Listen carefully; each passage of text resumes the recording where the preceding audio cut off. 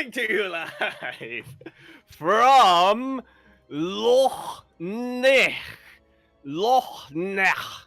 Freshwater lake in Northern Ireland. It is the largest lake on the island of Ireland and in the British Isles, with a surface area of 145 square miles, or approximately 383 square kilometers.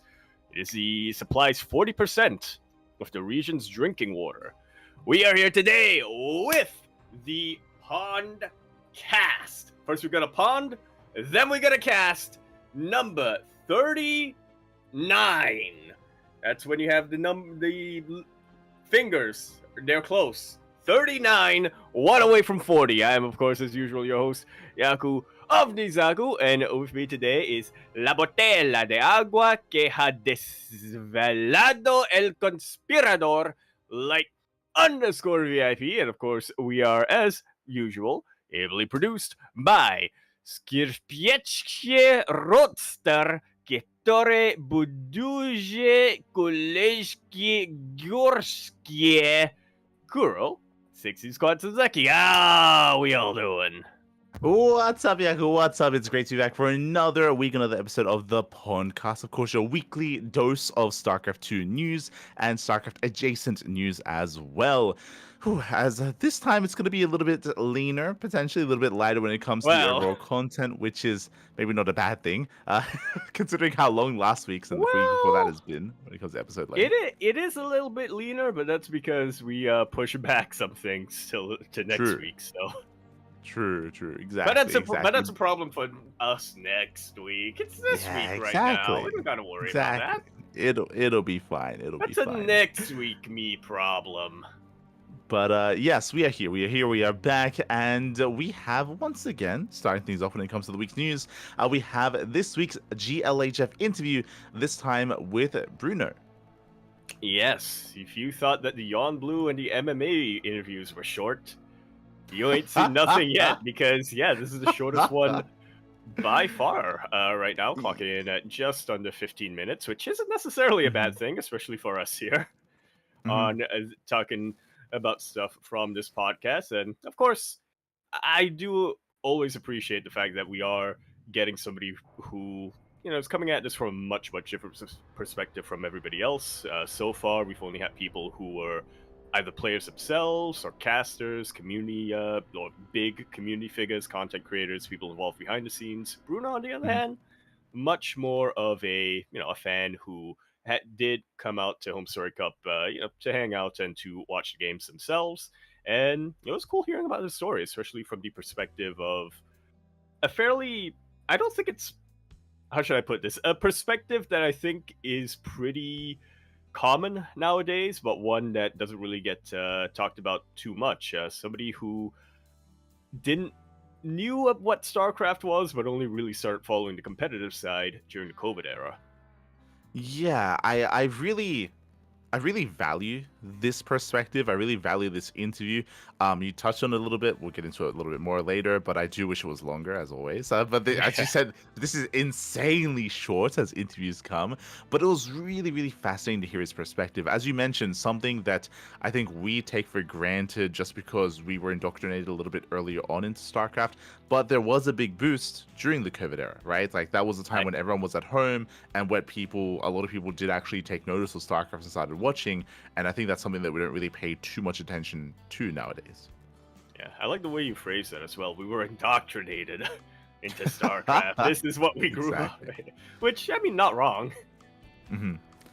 Yeah. So there's like this whole wave of like newer fans and newer viewers, and they, as a result, have a very different perspective because they don't really have all that backstory of like the Kesper days of StarCraft or Wings of Liberty or Heart of the Swarm or even early Legacy of the Void as well. Like, their perspective is definitely a lot more skewed.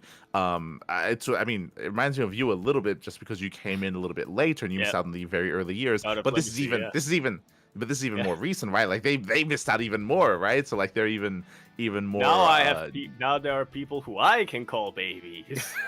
True. It's like the next generation of fans of StarCraft, which is fascinating considering how long StarCraft has been around, right? It's been around for many years. StarCraft itself, I mean, we're closing in on 30 years, and StarCraft 2, I mean, it's going to be 15 years this year. So Mm-hmm. there are Yeah, people exactly. there are people who are even younger than that who are watching right Mm-hmm. now. For sure, for sure. Iba. That's it. God damn it. But yeah, for those who do not know, this is Bruno. He, I believe, is in charge of Ursa TV. This is why I'm a little bit surprised this was a shorter interview because, if you recognize Ursa TV, he Yep. actually has been sponsoring a lot of tournaments. And this was before Home Story Cup as well. So it's not like this wasn't a thing. This was no well thing before Home Story Cup. Ursa TV has been working a lot with Steadfast to sponsor and fund tournaments. And if you recall, in the off season of StarCraft, we did have the initial Ursa Saurus, the Ursasaurus Open Cups. He did help sponsor and fund the initial NA Open Cups, the replacement cups for the off season of StarCraft. Wow, that's actually huge. I looked him up. Mhm. I looked him up after I watched this interview, and I just kind of assumed that he adminned for the Ursasaurus Cup. I didn't realize he Mhm. was one of the main. He was one of Yeah, the main sponsors and one of the main yeah. people who were really pushing to have an NA Cup. Exactly, exactly. Which is why it it's kind of weird that none of that gets mentioned. Like there's no discussion of like his involvement. Like I think he had a couple of lines himself where I think he spoke about like how he wants to invest into the scene, he wants to invest into NA StarCraft, like that's his interest, which is alluding to the fact that he has been sponsoring tournaments and he has been helping to run events as well. So that's why I was hoping that the conversation would head into that direction to hear from a little bit more from that side of things about running events, hosting tournaments, what his perspective is, what Going, his goals are as well. yeah, going from a fan to somebody who is actively involved in organizing these tournaments. Mhm. How that kind of how to jump from that kind of goes, but maybe what was the kick to start that with, and yeah, I mean, it just shows how passionate some of these fans really are. Exactly, exactly. And this is not someone that many people are having interviews with. So I do think there was an opportunity missed when it comes to hearing from that more tournament organizer perspective from him. But I do value the conversation that was had when it comes to the fan perspective, as you mentioned, Hmm. because he was fanboying quite a bit. But I found it really fascinating because Relatable. well, he spoke in such a way that I honestly didn't really consider. As an older fan of StarCraft, and I think you can maybe relate with this a little bit. Back in the day, teams used to be a lot more tight knit. Teams used to be a Yep. lot more. They used to be a stronger part of the Some identity of a player. Mhm.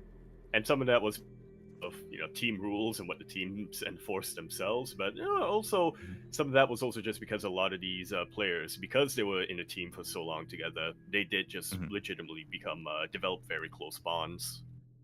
Exactly, exactly. And I think maybe part of that and because that like teams were a big part, especially in the earlier years of StarCraft, maybe part of that is because of the team houses, because they all live together, but we'd often hear a lot of stories from them as well, whether it's the Casper team houses, whether it's the Axiom team Axiom, house, yeah. the Root Gaming team house, EG team house, which plenty of people have spoken of the shenanigans that were happening at the EG Mm. team house, Team Liquid at the team house, My Insanity have a team house, and even in more recent years, the Project Unity team house as well. And that like helps you see that like otherwise more personal perspective of these players. You see all these players interact with each other, and you get like that team bond like kind of like feeling a little bit more between those players.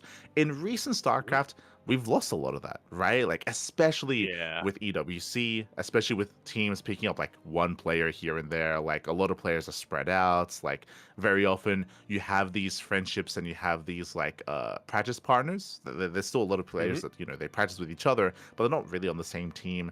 A lot of players on the same team just for like a salary. You even heard from Fiant not too long ago where he said, right, like, hey, I joined Team Brody. They're a great team. We didn't really play together. We didn't really interact. Like, Yeah. they didn't start playing together until It Sebestis joined, right? Like, it's a very different kind of environment.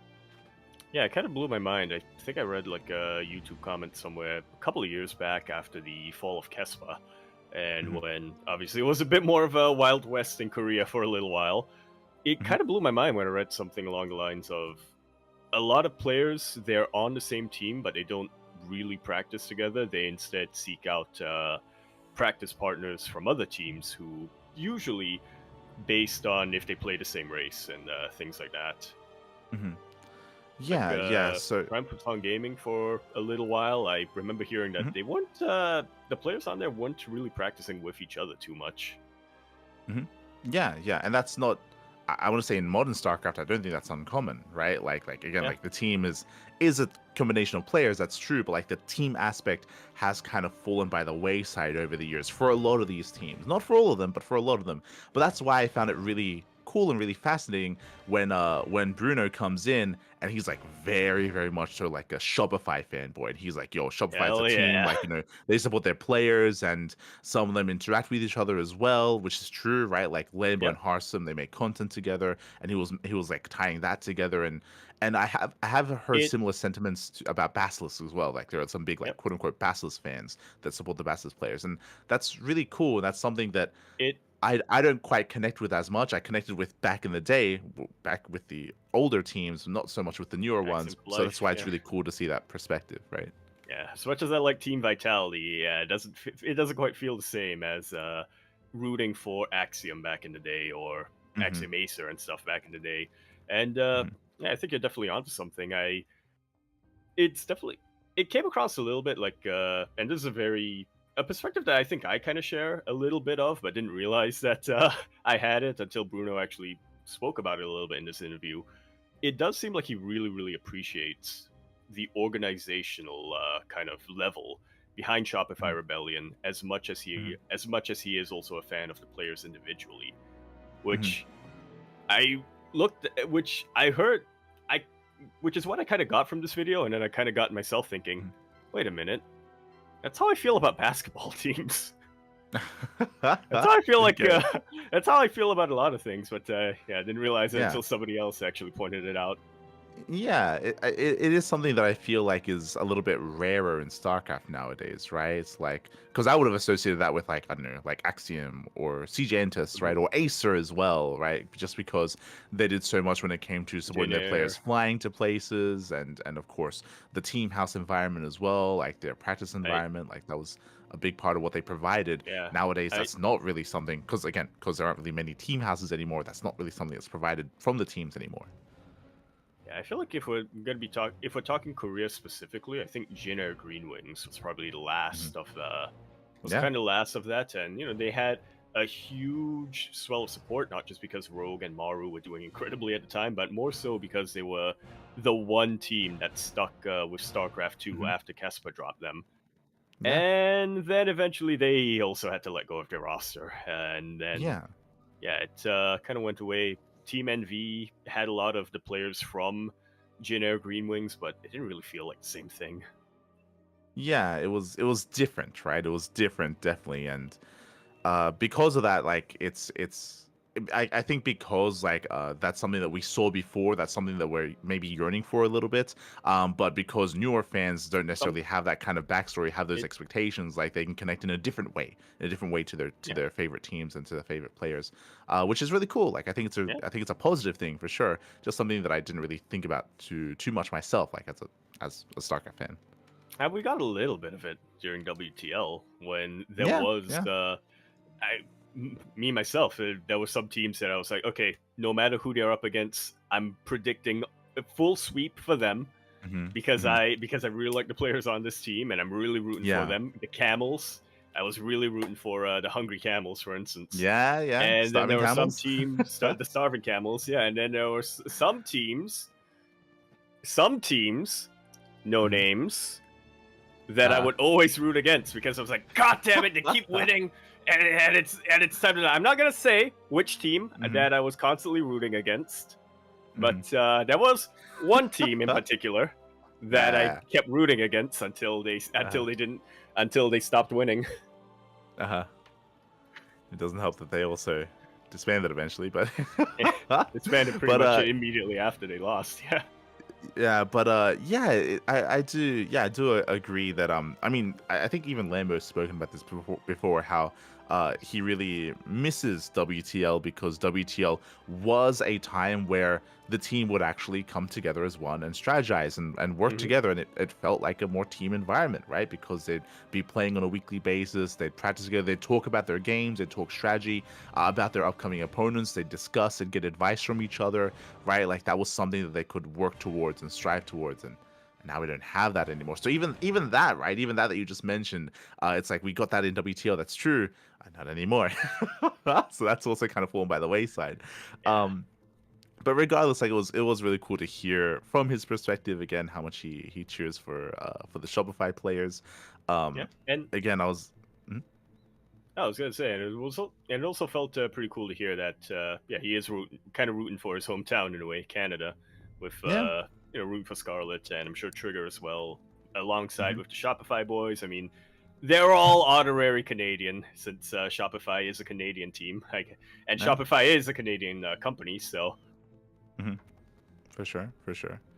It's also something where I think the other thing that Shopify is doing well, and we've spoken about it before, and I guess we can speak about it now, especially when it comes to one of the future segments, is that it is so rare nowadays for teams to actually make content with their players outside of just the game. We were praising Shopify. It was like a couple of months ago, maybe at this point, when they started making some yeah, around content. the Right, they start of had the like a year, yeah, they started like releasing some content with their players because last year they did fly all their players over, and like that's something that like we are starving for when it comes to like team content, right? Whether it's from Storm or Team Liquid or anything, like we want to see more from these hmm players. But right now, I'll be it honest, like these teams are probably focusing on their other esports rosters more so yeah. than StarCraft 2, so they're not really focusing on that, and I feel like we're missing out because of that as well. Yeah. We got a little bit of it with Vitality when they flew out to France last Yeah. year prior to Home Story Cup, but yeah, not anywhere near as much as we would have liked. Hmm. But I bring that up just because we're now, I mean, Shopify, they released another, piece of content together with their team. You have Segue. Basilisk. We'll get there. Okay, We have all right. we have Basilisk, right? So they released a trailer that we spoke about last time about the Portal gameplay with their players, right? Like Episode there are at one least some of out. these teams that are now starting to like actually start to like make that segue into more content creation. Part of it may be Which because the off season, it is I the off was season of about to StarCraft. So, say. yeah, yeah. Yeah, part of it might be because that the players themselves they don't have as much to play in right now, but they're Hmm. still on the team, so might as well do something with them. Hmm. Hmm. Yeah, and I mean, part of me feels like they should have had that perspective from the beginning. It would be nice to just get something from them all the time, but it's nice that we're stepping in that direction now It as well, for at least yeah. some of these teams. Yeah. It's also probably because the players themselves, as you said, because it's the off season, the players Hmm. themselves are probably more willing Hmm. to do other things other than just practice all the time. 100%. I mean, hey, Rainer, he's lost in the rift right now, so anything that can get him out is True. is a it's a good thing. Are we getting him back on the ladder? Well, not quite, but at least he's Uh-huh. not in the rift. True, true, true. At least that. So, yeah, it was really, really wholesome. I want to say to hear from Bruno. I think that was definitely it was a very fun interview, very eye-opening in some ways as well. I'm sure a lot of fans can relate to him, and yeah, it was a little bit interesting hearing him because he was like giving his own reasons as to why like players were on the team, and it was just really cool to hear him like piece together that narrative of each of the players and the role that they play as well. And yeah, it Yeah, was the just high really really EQ fascinating team to hear. Uh-huh. I thought Yeah. made a lot of sense. I mean, yeah, when you have TLO, who is like known to not only be one of the best coaches, that even on Team Liquid he was very much praised for being a really good, not just being a strategist, not just in terms of like, okay, this is what the players need to work on, this is what the other team's weaknesses, so on and so forth, but also more so of, hey, how can we gel together, uh, Mhm. and how can we create kind of a environment where we all thrive. Mhm. For sure, for sure. And yeah, and I personally I do feel like this kind of like team dynamic is something that is missing in StarCraft right now. I mean, for various reasons, right? With some Yeah. teams coming and going, whether it's the EWC kind of like impact as well, where you have teams picking up individual players as well, so they kind of like break up these otherwise, teams that had like their own previous roster.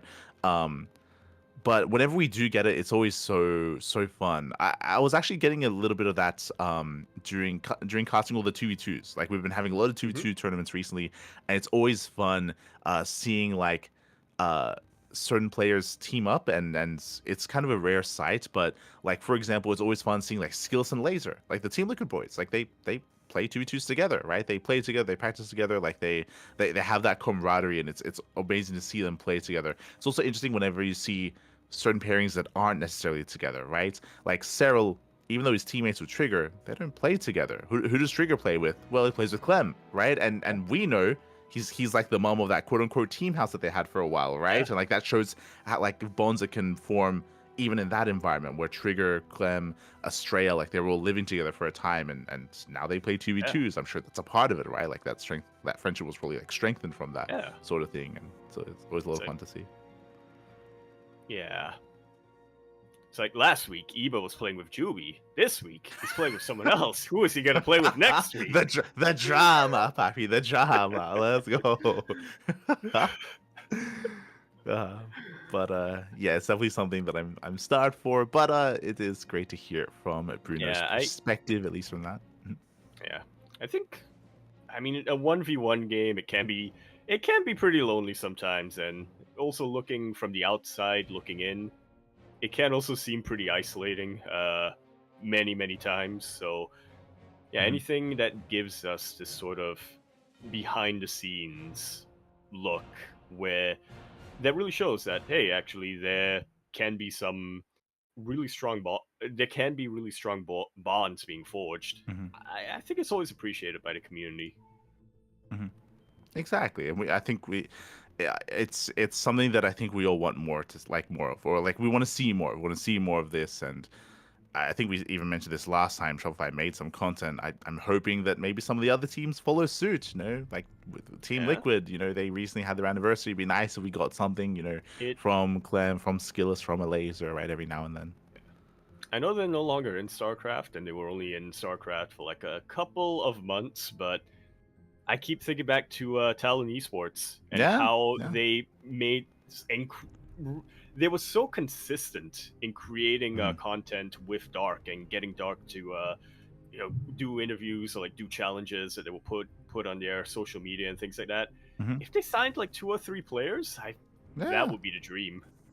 yeah, for sure. Like they clearly, they They cared, know how right? They it's cared. done. Yeah, yeah. They do. they So. they not only have to care, but they also have the competence Mhm, to kind of mhm. handle this kind of social media side of things. For sure, for sure. And it's something that we hope to see more of in the future, for sure. Speaking of, I guess we'll get into that later on, but Shopify has stepped it up once again. So big shout to Shopify, twice actually, with this interview and with their upcoming content. Yeah, Speaking of and Shopify, I also guess we. somewhat related to another bit of content that we're going to be talking about. I just True, realized all the true. content that came out this week, in some way, Hmm. can be in some way Shopify Rebellion is involved. Yeah, in some way, as we next do speak about one of their players, not during an era when he was on Shopify. This is Yeah, pre-Shopify, well before it. But regardless, we do have a bit of a piece that was created following Beyond Story. there's actually a part two to Hmm. the first part by RTS Storyteller, part of the whole esports storyteller gang going on there. Hmm. Yeah, this is a part two of one that came out about a year ago, something like that. Hmm.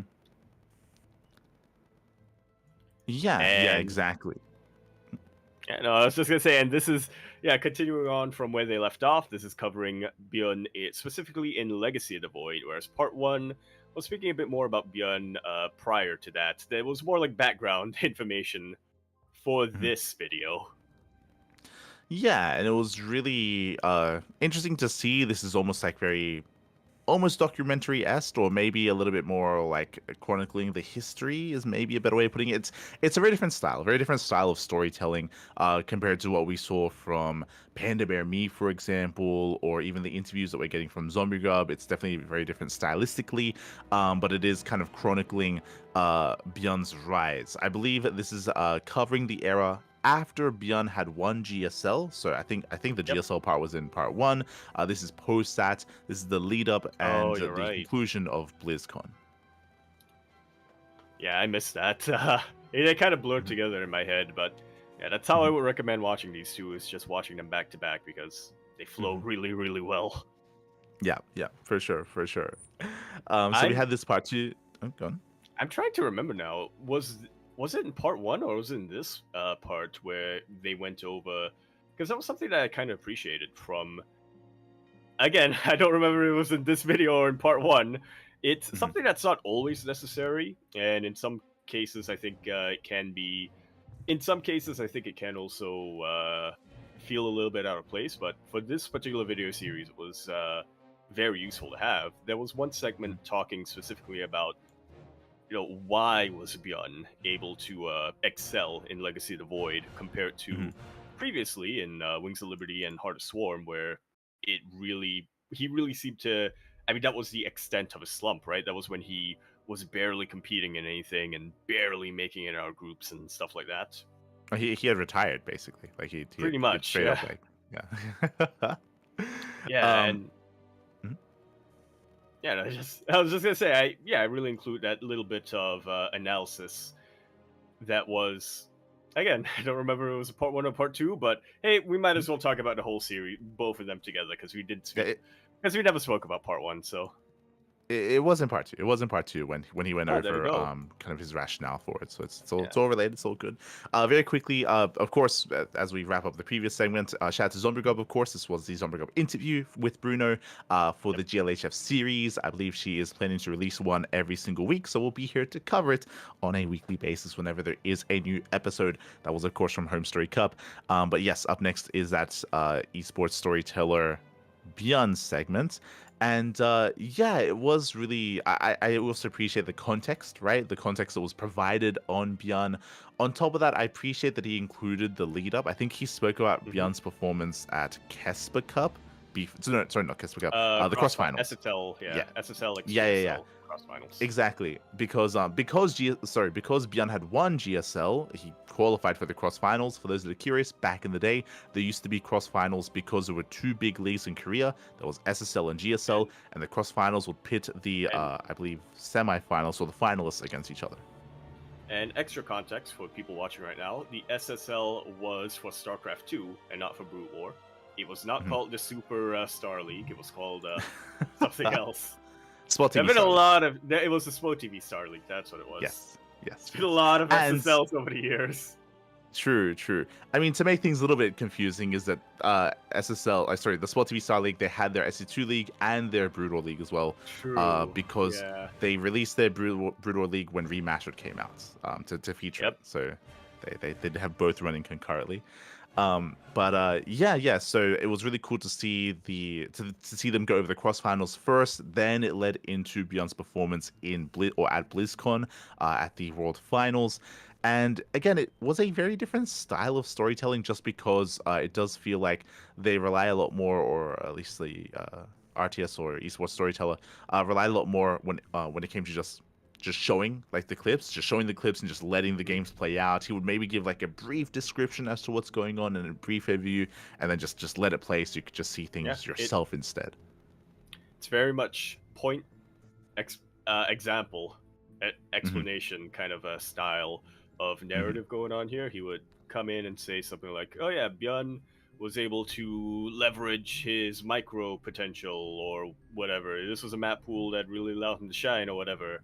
And then just play a clip for about 30 seconds, something like that, exemplifies what he was talking about. And then either go on to the next point from there, or if necessary, go a little bit more in depth when it comes to his explanation of stuff. Yeah. It was very different because it did feel like he was weaving less of a story. Like I think we praised Panda Bear Me or Isaac so much for his Mhm. for his storytelling, for how he weaved together that narrative and built up a character. Here it felt a little bit more like chronicling events. Almost Yeah, like a it's historian. Almost it like that where you go over the events themselves. yeah it's yeah. I mean, where's my train of thought going with this? I was gonna say it's like isn't he's kind of letting the audience themselves kind of come to Mm, their own conclusion just based on yeah. what he has chosen to showcase here, which is definitely a way Mhm. of doing things. It's just a different Mhm. narrative style. Yeah, and because of this narrative style, because it's a lot more heavily focused on showing old footage, the nostalgia here is Yes, I was huge. gonna say once again, just like in that Panda Bear Me video, I can tell you Uh-huh. the thing that made Yeah. me go, "Oh, I remember that." You wanna know what it is? Uh-huh. What? It was Todd's voice. Yeah. Todd's casting. It's like, oh, I remember Todd. I mean, it was. I'll be honest, because I wrote down a couple of notes, and all of them are different casters. It was hearing Todd's voice. It was hearing Wolf and Amy. Valdez's Yep. voice again. It was hearing Nathanius again. It was hearing the crowd at BlizzCon. Like there were so many. I know that like audio is often associated with memory, and you can like certain things can like trigger like memories and stuff like that. Yeah. But like there were so many different like Audio audio and cues from scent different. are like the two Yeah, senses. from like different voices or different like different things that were featured here in this video that just elicited just all these memories flooding back of these moments or of these matches, and it was crazy nostalgia watching this video. It was insane. There was just every other thing was Yeah. just triggering like memories and triggering this nostalgia feelings. I was like, oh my god, it's crazy. Yeah. The audio, even kind of the footage of that GSL finals where they showed Mhm. where he said like, "Oh yes, SOS had his team crowded behind him, whereas in the meanwhile, Bjorn was alone drinking water." And I was like, "I remember that from the Signature series. They showcased that a lot. The Mhm. juxtaposition between Mhm. those two." Yeah. Yeah, exactly. Yeah, it's a crazy trip. So Yeah. if you were around during those days, if you were watching, during 2016, I do recommend it, just for those again straight up nostalgia vibes and just remembering some of the past events that did occur. Not just that, the map pool. I mean, specifically King Yep. Sage on Station. I have Death so many Towers. like yeah, like King Sage on Station. There were so many like memorable matches played on that specifically during 2016 during that BlizzCon run. So seeing that again was I do associate it with Bjorn and with specifically Tankyvax. Like as soon as I saw Yep. King's Angel Station, I remember Tankyvax, and then they showed them. I was like, yeah, this is Yep. this That was this was that that era. era of Yep. StarCraft. Yeah, like in my brain they're one and I the same. Like King Sajon and Tankyvax, they come I together. love how extensively he used footage and clips of Bjorn using Tankivax. Hmm. Because I mean, Yeah. Tankivax, yeah, they were a bit of an issue for a while, but once again, I feel like Bjorn was the one who really understood how to really, in a way, kind of exploit them to his advantage, but Mhm. also just be mobile. He is such a fast player. He Mhm. was kind of master of momentum in a way. I mean, everybody always, when it comes to 2016 specifically, I feel like everybody remembers, oh yeah, he's a master of Reapers. I appreciate that RTS Storyteller also included the clips of the mid game and also, Mhm. again, whether or not Bjorn was using Tankivax or not, because that to me is Mhm. kind of what really the secret to Bjorn's success was. He was such a strong momentum based player. Yeah, I think he had one line in the video where he said that in early Legacy, because like the He micro potential was so much he more improved because the units, like he spoke about how he Bjorn benefited because of that. yep. I do think he could have like focused on that a little bit more, just because you're correct in the saying that there was just so I much more micro potential with Tankivax, with Reapers, with mhm, all the new units available, that Bjorn really did like excel really early on because of that. yeah. I remember the line that he said was something along the lines of, "Well, with Legacy of the Void, the game became faster. We had a much shorter Mhm. early game, and that's Yeah. how players who were really fast and really good at micro, like Bjorn, were able to succeed." And that was a part of me that was thinking, like, okay, you can go. I kind of wish that he went a little bit more in depth with this, but at the same time, I'm Yeah. like, but is it really necessary for the kind of narrative that he's presenting Mhm. here? It's Maybe one of those not. things where, yeah, it's one of those things where the So I'll footage, give him a like the footage pass. speaks.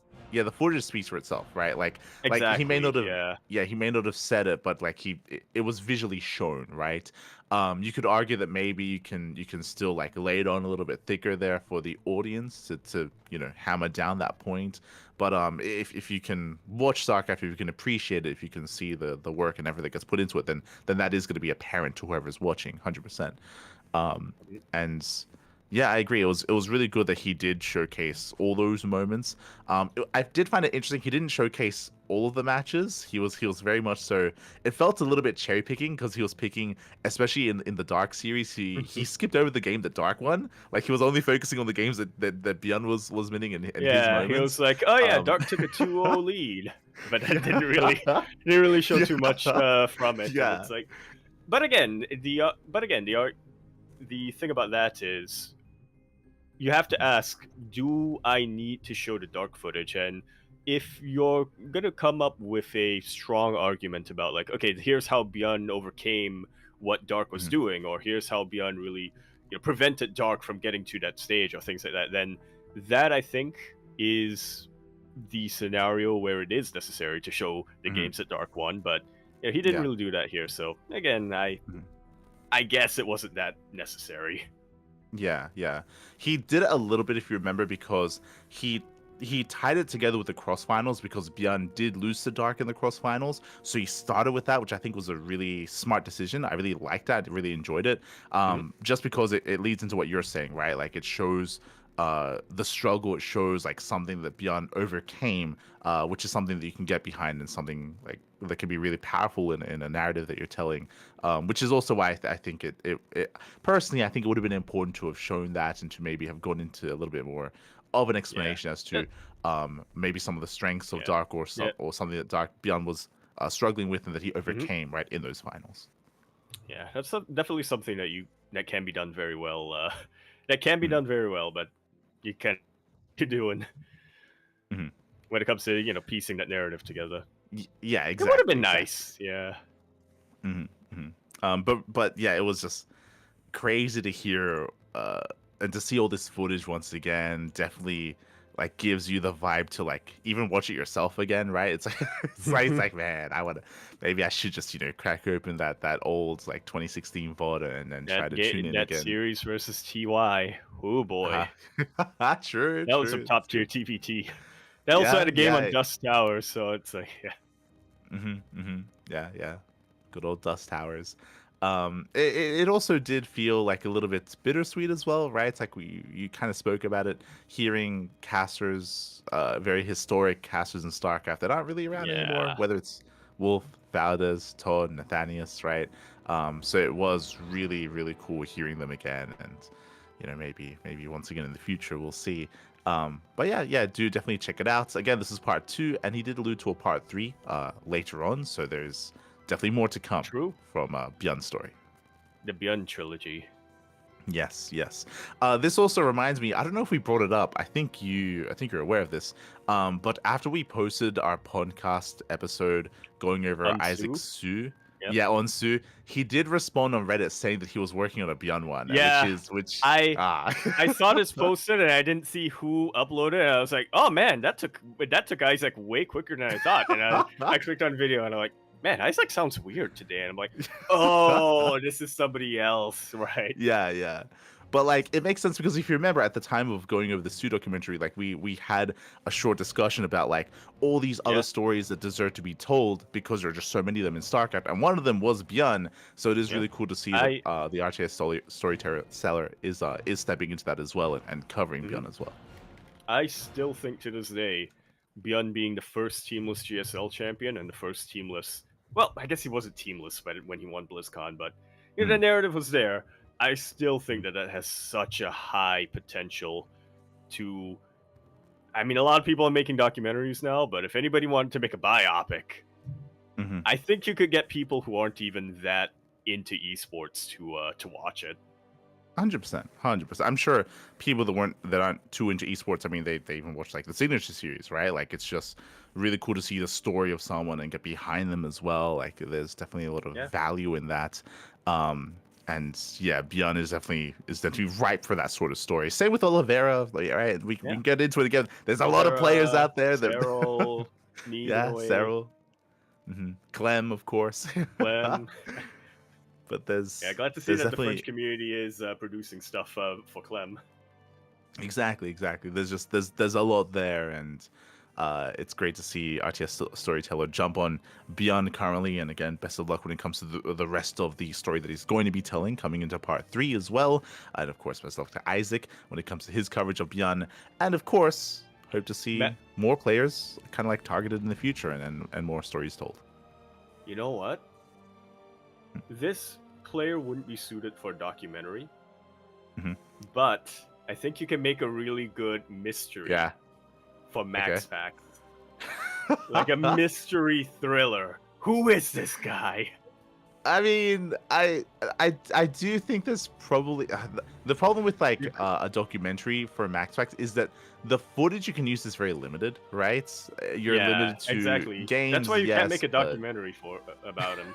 But you know what? You can make like a Weird Al style.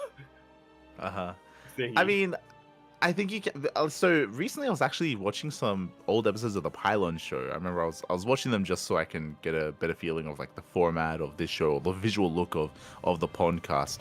And I remember I stumbled upon an old an old Pylon show episode from like 2021, maybe 2022. And it had on BCQD and a bunch of the European players, and they were talking about Max Packs, and this is before his rise. Before his rise. They were talking about, there's some guy on the ladder right now, Protoss player, who's really strong. He does the Marjorie build really well. Not even. They were making fun of his builds because he was like, he was not playing meta, and he was like playing. And remember, this is before Max Packs was the best. So he was Max Packs was losing with them, but he was doing he was doing his own thing. He was being innovative in his own way, learning the game in his own way. I think BCQ was talking about how he reached out. He's like, there's this random guy on the ladder called Max Packs who was doing this weird stuff. I reached out to him. I asked him about it, and he said that he doesn't even really watch StarCraft. Like he just does his own thing, and he comes up with his own builds, and he tries to figure out what works and what doesn't. And I wonder think if he was like helping him. Yeah, it's possible. It's possible. That would be an amazing twist. But it was just so in offline events because he has no interest in watching them in the first place. True, exactly. But it was just so surreal hearing them talk about Max Packs before he became who he was now, and that perspective on him they had for a while. Because remember back in the day, like he had the Marjorie build, like the Max Packs build, like it was a little bit more cheesy back in the day as well. And yeah, it's just fascinating to hear that. And I would say that technically there's definitely content there or a way to produce a documentary. Obviously it's a little bit limited in some ways, but in other ways I feel like there's a story to be told for sure. I've got it. Documentary, but it's first person style, The Hunt for Max Packs. and it's people trying to piece together who he is. No, I mean that. Max Packs from the Pylon show as B-roll, and then you played, or not even as B-roll, but you played in clips, and it's like, yeah, there's this guy on the ladder. No one knows who he is, his name, and then it's like a sound, add like a stinger stock effect, and be like, is Max Packs, dun dun. And you get Max Angel in the case because he shares his name. That's what it is! Estrella! The Hunt for Max Packs! Let's go! Let's go. Yeah, for sure. There's always a story to be told when it comes to StarCraft. It's been around for many, many years. So shout out to RTS Storyteller, of course, for providing part 2 of the Beyond story, and looking forward to part 3 as well. Speaking of Beyond, more modern. Oh, go on. No, I was just gonna say, very excited for part 3, especially. I'm very excited, or rather, I would be very excited to see more content about Bjorn's post-military and kind of his comeback in a way, because it did feel like he was slumping a little bit prior to going to the military, and that's why it was so surprising when he was able to win Asus ROG when he came back. It's also a little bit I can share my own experience a little bit. When Bjorn came back from the military, about a week later, I was on a call with somebody who doesn't watch any StarCraft at all. We were watching Mhm. ESL Open Cup Asia, and I was explaining to the guy about Bjorn. I was like, "Oh yeah, Bjorn," and I was trying to think to myself, "Okay, how should I explain why everybody loves Bjorn so much? Should I talk about how he came back from the military and immediately won something, or should I talk about his historic GSL run, or should I talk about the fact that he's just outside the game has so much personality?" Mhm. So yeah, it's a lot to talk about when it comes to Bjorn. So he's one of the most storied players in the game, I would say. For sure, 100%, 100%. It's hard to like pick and choose an era of Bjorn to cover, but I feel I would say that this is probably like the most notable Bjorn era. Of course, is his return to StarCraft and his one man army GSL run for He sure. just keeps returning and doing super well, doesn't he? Um, He retired in Heart of Swarm, came back in Legacy of the Void, and did really well. Then he retired to go to do his military military, service, and then came yeah. back and then immediately won a big Mhm. Premier Championship. And it's like, dang, beating Cyril in the semifinals and then beating Maru in the grand finals. I'm Mhm. now remembering that. Yeah, that shocked so many people when he did that. Crazy. So yeah, looking forward to hearing more on Beyond in the future from RTS Storyteller. That is going to lead us into another, in a way, Beyond-esque follow-up. We were talking earlier about teams and how not many of them do produce really content with their players and content outside of StarCraft, but one of those teams that has been stepping up is Shopify, and they did release a StarCraft Evolution video going over a best of 5 that Scarlet had with Bjorn, and they had Lambo and Harsum commentating, and they had TLO observing. And Yeah, yeah, it was once again really great to see. yeah. This was Hey, actually recorded back in the day. I say back in the day. All the a videos couple that they've months been releasing ago. recently, yeah, they were all recorded a couple of months ago, all at the same time when they all had them like together at the Shopify headquarters. Yeah. A little bit of a mixed format, from what I can gather. We had a little bit of SC2 versus StarCraft 1. We had a little bit of StarCraft 1 versus StarCraft 1. And a Hmm. little bit of that kind of stuff going on there. And also pretty interesting to see that Scarlet did decide to go with Protoss, but hey, it does function a little bit differently compared to Zerg in StarCraft 1. I will say one thing immediately. The VOD of this match is out on the YouTube channel. They also did post a teaser on their social medias. Do not watch the teasers before you watch the. Do not watch any of the teasers before you watch the VOD because they actually contain spoilers. I, I didn't know that. I did not see the teasers, but there you go. There you go. The Thank. trailers, yeah, they do contain spoilers about things that score and stuff like that. So Uh, uh, go into it blind is my recommendation. Don't look at their Blue Sky or their Twitter or anything. Just go to uh, YouTube and look at it immediately. I just want to say, SMH, Yaku, SMH. I'm glad you said that after I showed it on stream. Thank you. Yeah. Let's go. Let's go. So it's really cool to see them making this again. As we mentioned, I think it was last year October. I think it was post EWC, maybe around EWC when they all went to Canada. I think they EWC, posted yeah. about it. Yeah, post EWC. Oh, was it before? Or was it just before? I'm trying to think because I do remember that they got all of them together prior to EWC because they were like doing team building stuff in the lead up to EWC. So maybe it was then. It's possible they've gone a couple of times throughout the year, right? Because I remember they also went pre Dallas because of course Dallas was in the Americas, so they all went to Shopify first, then they went down to Dallas together as a team. So they've schedule, yeah. Yeah, exactly. To acclimate to the time zone. So they've done that a couple of times. Regardless, it was really cool to see Scarlet playing again. Scarlet, she's very inactive. She's very inactive nowadays. She doesn't really play much or compete in much. She's very into Deadlock right now. Is for sure. I think she did sign up for a tournament that we're going to talk about later regarding boomers, by the way. So we can discuss that when we get to the qualifiers. No, different but one. I was gonna say, is it the StarCraft Boomer Deadlock team? I remember it was Rotterdam, I think Steadfast, Scarlet, Laser, and somebody else. They were like, yeah, we might as well like try this out, compete. God damn it. God damn it. In an SC2 tournament, But Okay, yeah, but yeah, regardless, it was really cool to just see more content from from Scarlet after so long. Beyond, it was really cool to see him playing. I did immediately notice that this was from a couple of months ago, just because they are playing on an older patch of SC Evo, specifically the Reaver. You can yeah. notice that the Reaver shots are immediate as soon as it gets dropped from a War Prism. Nowadays, in a more recent patch, it has been changed. I say recent patch from a couple months ago. It was changed to make it so now there's a delay when it gets dropped and then the shot goes Mhm. off. So it was nerfed, but here it's not. Here it made the volleys just pop off. It's crazy. Yeah, there's room. You can see Beyond like desperately trying to lower and raise his Vikings to avoid to like bait out the shot and stuff like that. And unfortunately, he didn't research smart silvers yet. So There you go. But it's really cool to see more StarCraft evolution, and really cool to see them kind of showcase that. I think what makes this a more entertaining video, depending on what you want out of the game, this wasn't very. The commentary was not very analytical. The commentary wasn't very. they were It was very roasting the players. well. Harsum and Lambo, they've never played Brood War before, so they didn't even know the units of the name. Sorry, the Oh, names of I the didn't. units. I didn't notice that. Yeah. So they're very unfamiliar with Brood War, and they're very unfamiliar with SC Evo.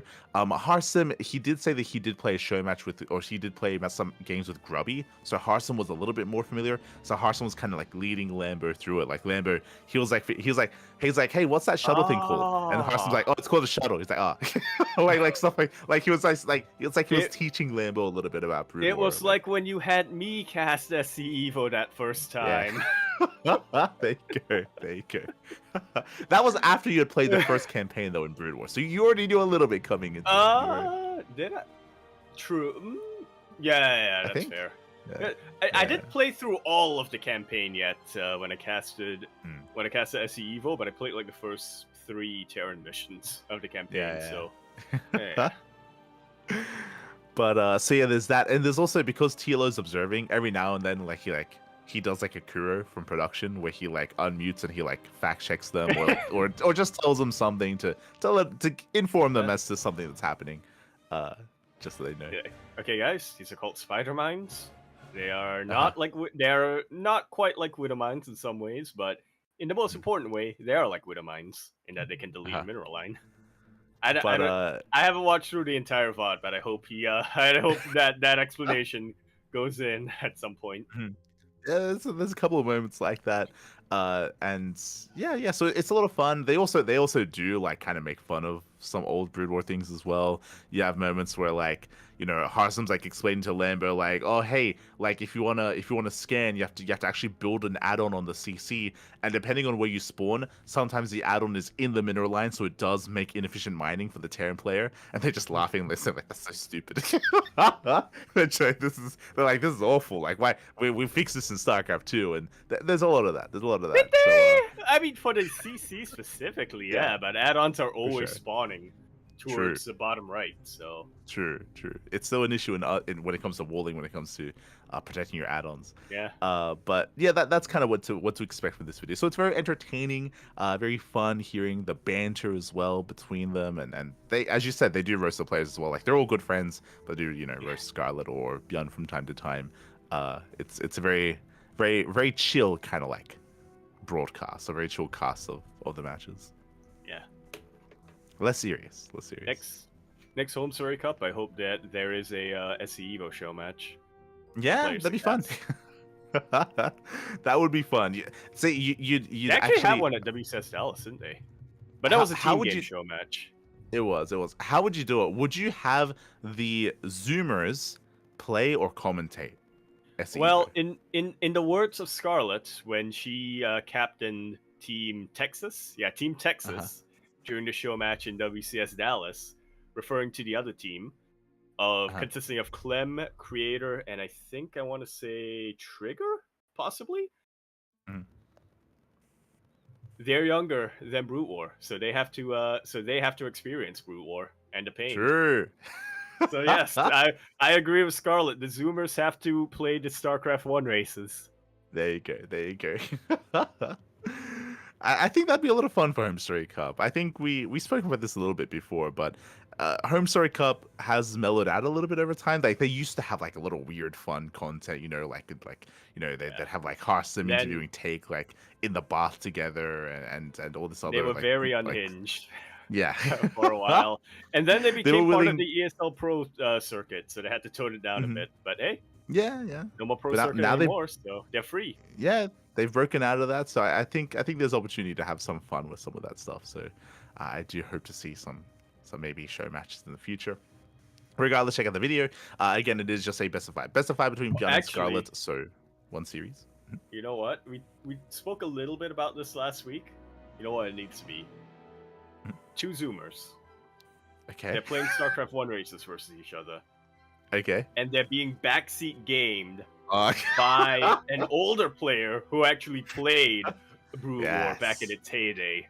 That's what we need. Yes. Not coaching, backseating. Uh-huh. They need to yell at Exactly. them. exactly. We need And, to. you You know what we need? We need to have Maru being backseated by Ryung versus Clem being backseated by Mana.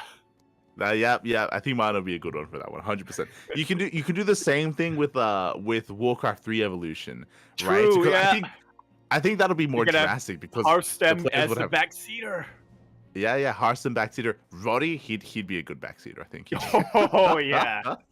Oh god. See that's content. That's content. That's what that is. God damn. Get on it, Dennis. I'm Get on gonna it, have a very angry complaint in the next Home Story Cup if I don't see that.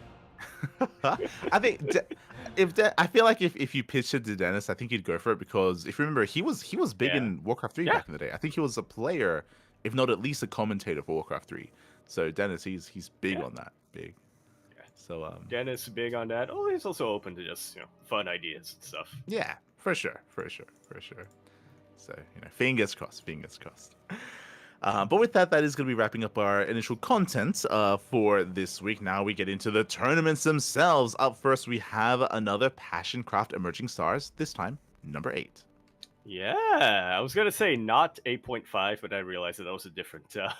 That was an OSC event, not Passioncraft. But hey, similar idea. These tournaments that are meant to feature more up and coming players as opposed to more established names.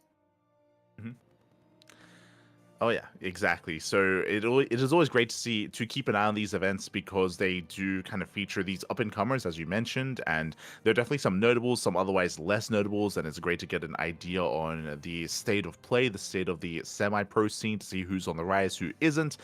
Coming into this, congratulations to Lolis, who we have, I believe, covered before, maybe in even our amateur tournaments. It's the name that I recognize. I want to say that we casted him in, if not one of our tournaments, then at least like a Morty Monday or something. Okay. He's been So, playing so in yeah, quite a Lil- few Open Cups. Yeah, definitely a name I recognize. And he does come out on top. Does take down F2 Click 3-2-1. A big win there by Lourdes. Shout out to all the other competitors. We had Hacker is Took. We had Ledalix, Bomyoja as well. A player that I had to do a double take on, but not Finland, but Fienend from Germany. I appreciate it. I was like, wait, what? Fienend. Mhm. Isn't that the name of an anime right now? Maybe. Tell me. I don't. I don't keep up. It's the one where you have the elf who cooks, right? Fienend? Sure. It's like Food Wars, but medieval. I'll get And around. the main If character it's like is Food called, Wars, I'll watch it. Fienend. Okay. Or I say medieval, fantasy. That's what I mean. There you go. But yeah. So congratulations to Lula. Shout out to all the other competitors. Again, some players that I'm not familiar with that I haven't seen before, whether it's Fienend or Chrysolets. Chrysolets, another player from Romania, actually. Excited. I is always that get Balkan? excited when I see. Is that considered Maybe. part of Balkans? I mean, we'll get into that much later Yeah. in this episode. I'm not familiar. But yeah, I always get excited when I see a Romanian player just because I feel like for a long time, we've had Cuckoo, of course, but Cuckoo, Yep. he's like silently We've had Light. retired. Like Cuckoo Your cousin? is not true. But Cuckoo, like he's not really active very much anymore. So it's great to see another remaining player on the rise. Regardless, GG, congratulations to Lolis. Guys, due to we performing have as well. Fienend in Oh. the chat. You can ask him questions. Oh, they. Oh, Let's go. Is your Let's name go. taken from an anime elf who cooks? Where does your name come from? Is what we're asking. Is like. But we appreciate it. So GG, well played. Hope to see more of Fianend and all the other competitors here in the future as well. What was I about to get into? Hold on, I just realized the runner-up of this tournament has probably the best name. They play Protoss. Their name is F2 Click. He must be related to Shameless. Missing an A, but it's missing an A. But you know, I like the way that they're good. I like the way that I like the way this man thinks. Exactly. Is Shameless. He knows what he's about. Okay, he knows what he's about. Okay, he's not gonna hide behind anything else. He's raised to F2. Why should he feel guilty for it? It works. Yeah. Hey, he got second place. Yeah. What's wrong with just F2 clicking?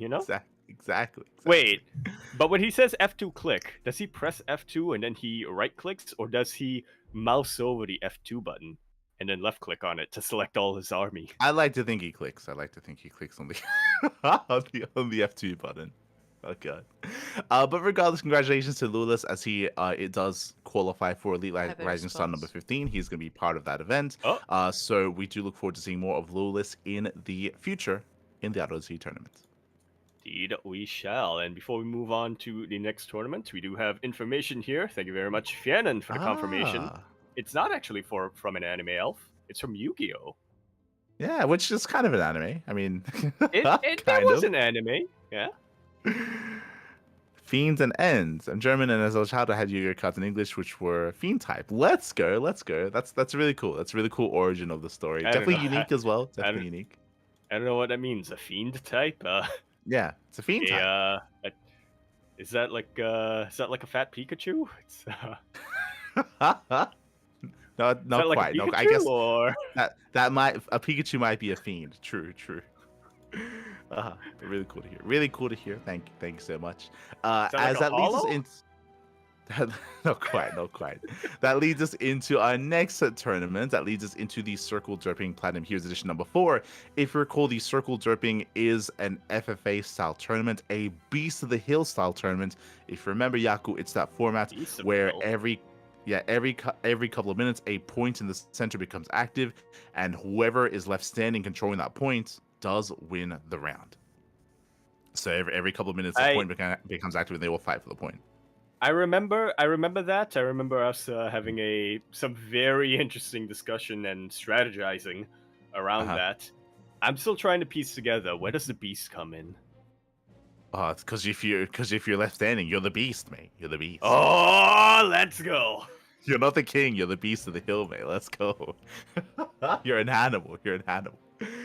But in the end, so this was the Platinum Heroes edition. Basically, purely Platinum Heroes players were involved. We had Goblin, we had Gunner, Yobert Chris, Frogos, Magnath, Hatsul, Cobblestone, and Patches.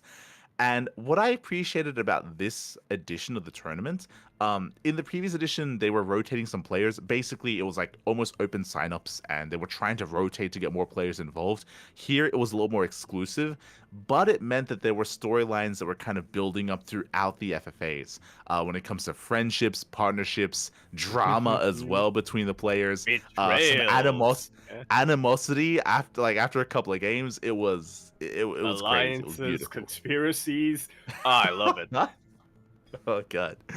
Basically, some of the big things that happen in these FFA games, and I do recommend it, we did cast it in English, was one, Goblin was an animal. Goblin, whoever he spawned in next to, he would be hyper aggressive. Like, he did not care. He was often not creating any kind of friendships. On top of that, same with Frogos. Frogos was even worse because Frogos, he would one base all in whoever was next to him. He would basically kill whoever. It's like, I don't need to win. I just need to not be the first player out. Basically, he would one base 4-Rax Reaper every single game and target whoever was next to him and basically kill them. Or just knock them out of the game until they recovered, because they'd maybe survive with like 1 or 2 SCVs, and they'd survive and then they'd be able to recover. But Frogos, because of this, he was like he was like just like enemy number one. Like everyone like Everyone like had to form he a coalition against him. fun fact, Fogos would actually be typically the first one to die because he would make a lot of enemies. He'd make a lot of Oh, yes. enemies, and people just would want to get him the hell out of the game. So he'd be targeted more often than not, and people would gang up on him. Goblin was similar, especially because Goblin is like the biggest name in the bracket as well, right? Like Goblin, he's a pro. He is off racing, but he is a pro player. He's pro Protoss, so he'd often get targeted as well. I felt so bad for. Okay, go on. I was gonna say, when you put it that way, how much of Goblin's aggression was just Goblin, being an animal, and how much of it is a reaction, him lashing out at everybody else who's trying to take the pro gamer out of the tournament? I think he's an animal, mate. I think that does not surprise me. he's an animal. Oh my god! Because he would often not like he would be the instigator more often than not. I'll be honest. God damn it. Another player that was similar to that is Magnath. Magnath, he wouldn't like rush into anyone, but he like typically coming into like 2-base play, Magnath would also like start fighting whoever was next to him, and because of that, like he would start picking fights. He would like commit, and then Magnath would often be ganged up upon as well because he would just attack whoever was next to him as well. Yeah, I was gonna say this is smart, but actually the more I think about it, the more I feel like this actually isn't a very good strategy. He's giving his neighbors a buffer period where he builds up, but it also gives them time to build up. So yeah, and he would often make enemies early on, and I want to say like maybe 2 out of the 4 games Magnath was the first to be eliminated because of that. Like he was very often like points would be activated and there'd be like people fighting for the point, and I'd like pan over to the corner and you'd see Magnath fighting his neighbor. Like they'd just be locked in bat. Like they wouldn't even care about the point. They just fight each other. It's like what's going on right now? Is that often happening? It became personal at that point. It's like I don't even care about winning anymore. Yeah. I just need to prove a point. That's exactly what would happen. The other players were a lot more passive, and because of that, they were left alone. Like Patches, Hatsu, your bro Chris as well. Like they would often just chill and just build up over time. One of my favorite moments in this game, though, I think it was in this tournament was game 4. I want to say Goblin was doing Goblin things. So Goblin, he spawned next to Cobblestone, and sorry, Goblin, he spawned next to your bro Chris. He spawned next to Chris, and Goblin, he Reaper rushed Chris, and Chris was dying. Chris, he was dying, and he was doing one of those things which some players would do where they would silently die. Like in FFA, you can call out for help. You could be like, guys, like this guy's killing me. Yeah, like you can call people out. You can say what's happening. But he was like silently dying. Magnath, he like stumbled upon what was happening, and he specifically helped Chris out. Like he came in with his stalkers and he was targeting down the Reapers and he was protecting Chris. I was like, mate, let's go. And then they both ganged up on Goblin, and it was so wholesome. It was just really wholesome. I was waiting for you to keep going, and then once they dealt with Goblin, Magnath immediately pulled the trigger on Chris. I was waiting for that twist. I was like, oh. No, a friendship was formed between the two, which was really cool. So there was little moments like that where they would help each other out and or otherwise just kill each other for other times. But yeah, it was really fun. It was really entertaining. Not your serious standard 1v1. Your FFAs are really chaotic, and I do recommend. It's not a 1v1. It's more of a 1v1 v1 v1 v1 v1 v1 v1. Yeah. Exactly. Not wrong. And of course, that the point in the center is a big factor. In the end, Patches did win the most, I believe. Patches, like his go-to. Oh yeah, you're not wrong. It is a tie. Patches, he would often like builds up into ultras. He would max out, and I think we spoke about this last time.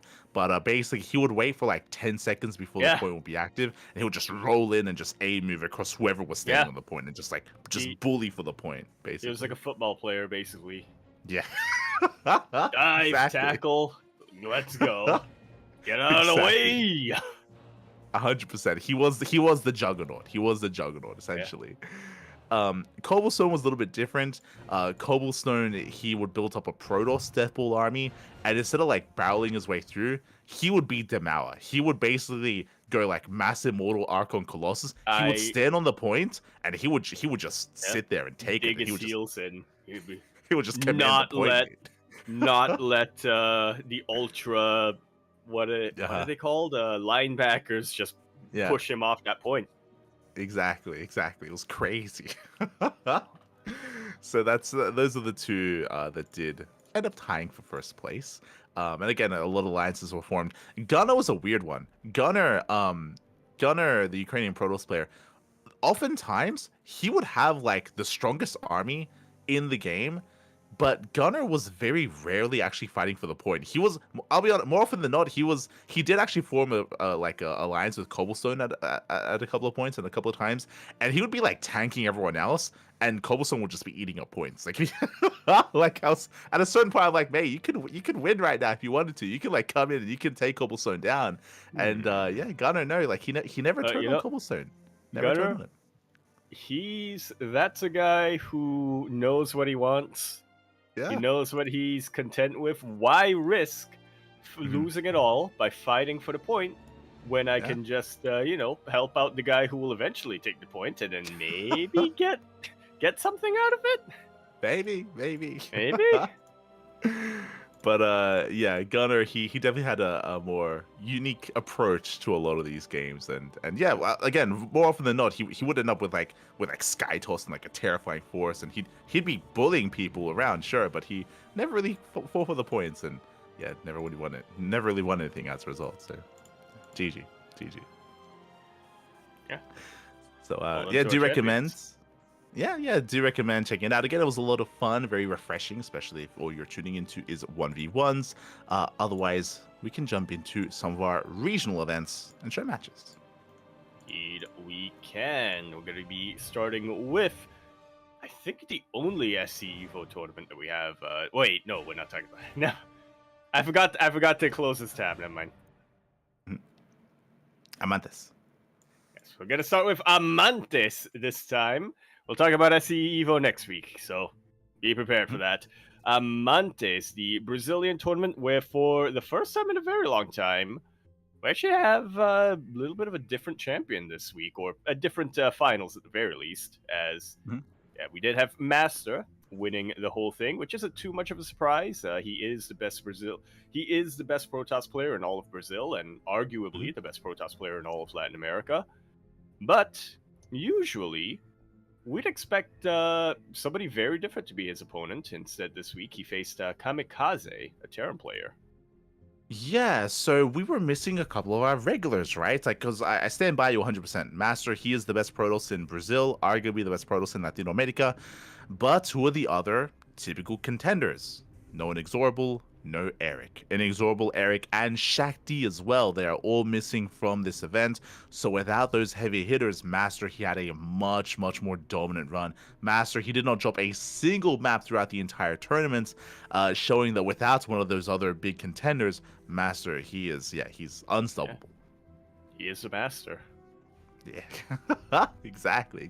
So very strong performance there by Master. He took down on Projectile X, Projectox 2-0, Allison 2-0, Sleepy, Dominoko 3-0, and Kamikaze 4-0 as well. So really strong performance. Shout out to Kamikaze because he actually had a really deep run from the lower bracket. He got knocked out really early on in the tournament, and he clawed his way back in. Yeah, beating Allison, beating Claw, beating Sleepy in a best of 5. Oof. Yeah.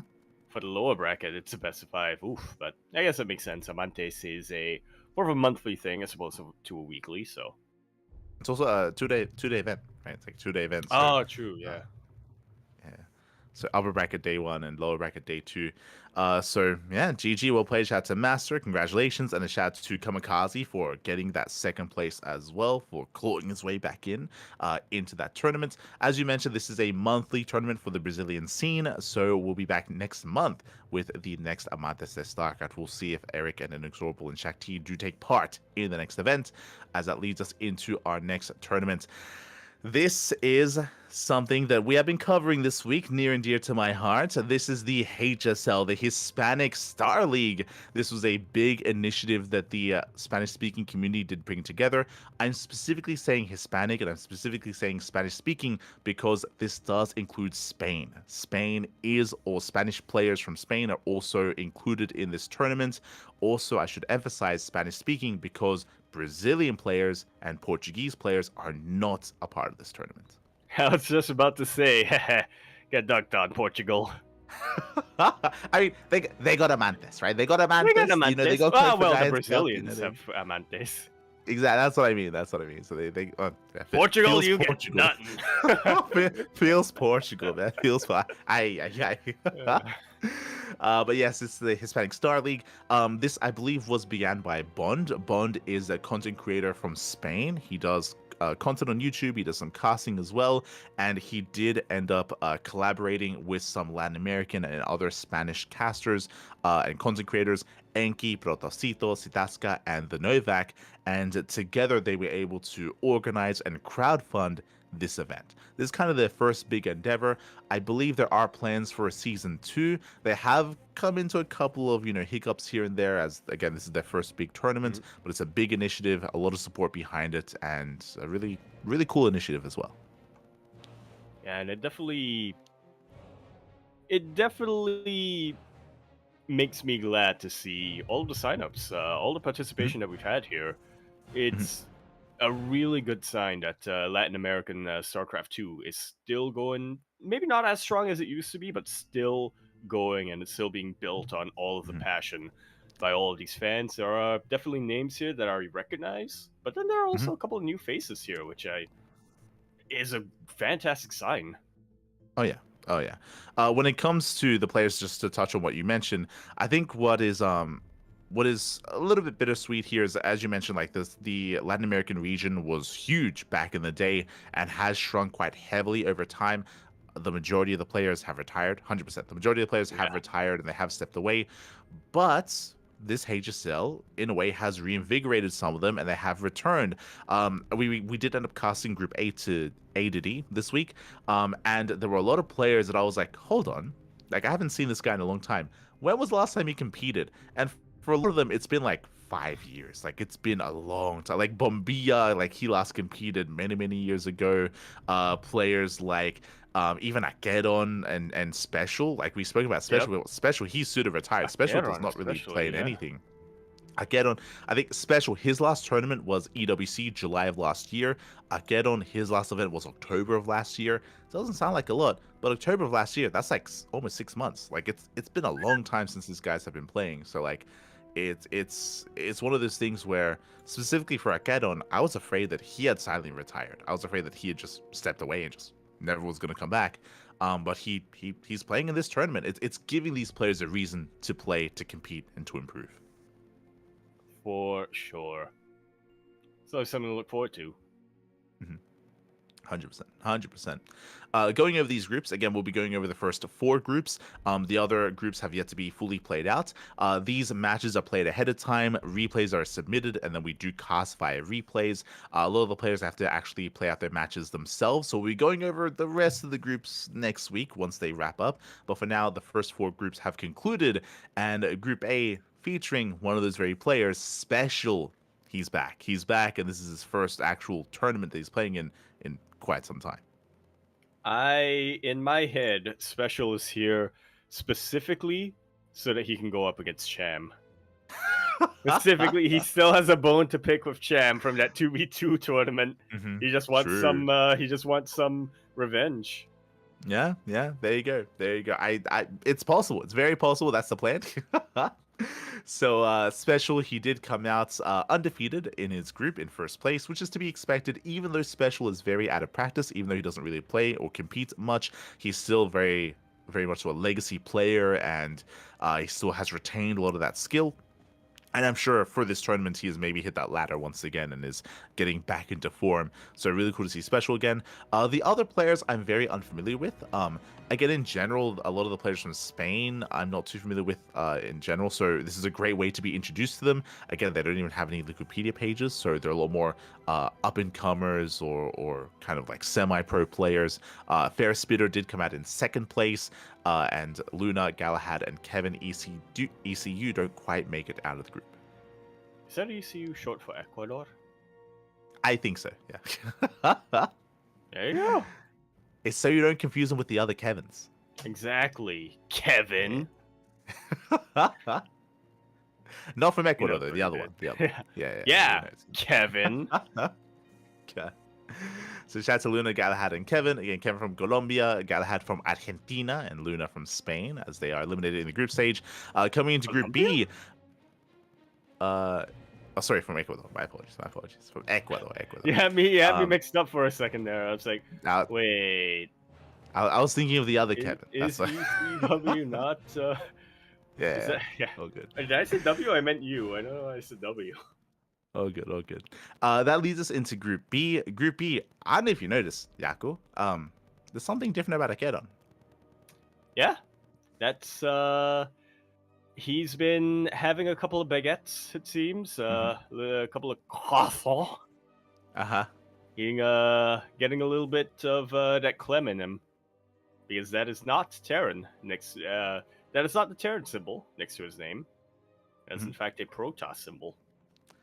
Yeah, I mean, you say he's been having a bit of Clem. He's been having more than just Clem, because even Clem hasn't gone full switch into Protoss. Akeron has. Akeron, this is something that I was really curious by. I did cover a lot of his matches to try to get a read on his state of play. But as you are mentioning, Akeron, he has been Terran historically for a very long time. Again, he hasn't really played in anything since October of last year. In his return, he did play every match as Protoss. So that's like an actual race switch. That's what I'm waiting for, right? Because he makes it out in first place. I'm curious to see if he does play Protoss in the playoffs, right? Does he commit to Protoss in the playoffs? Does he switch back to Terran? Does he race switch depending on his opponent? I think it's still a little bit early to tell unless we just ask him. True, we could we could just ask him, but yeah, we'll see. They were replay classes, so they were casts, so. So once we get to the playoffs, because the playoffs are going to be a live cast, so once we get there, we might be able to ask him about that, and we'll find out if he has gone for the full switch or if this is just temporary. Yeah, I was going to say, I mean, since he did play all of his games as Protoss, I feel like that's a pretty good sign, but then again, he didn't really have that much competition here. I mean, not to... No offense to any of the other players, but there's a reason why I think they were all seeded here, because Akeron is pretty much the only one of note beforehand. 100%. Shout out to the others. Shout out to Peruano. Peruano, he is more of a ladder hero. I'll be honest, I've said this before, but I have noticed Peruano in months past, but I always thought he was an alt account. I'll be honest. Like on the ladder, I assumed like he was maybe like Shelby off racing or. You're like, why would anybody name themselves after Peru?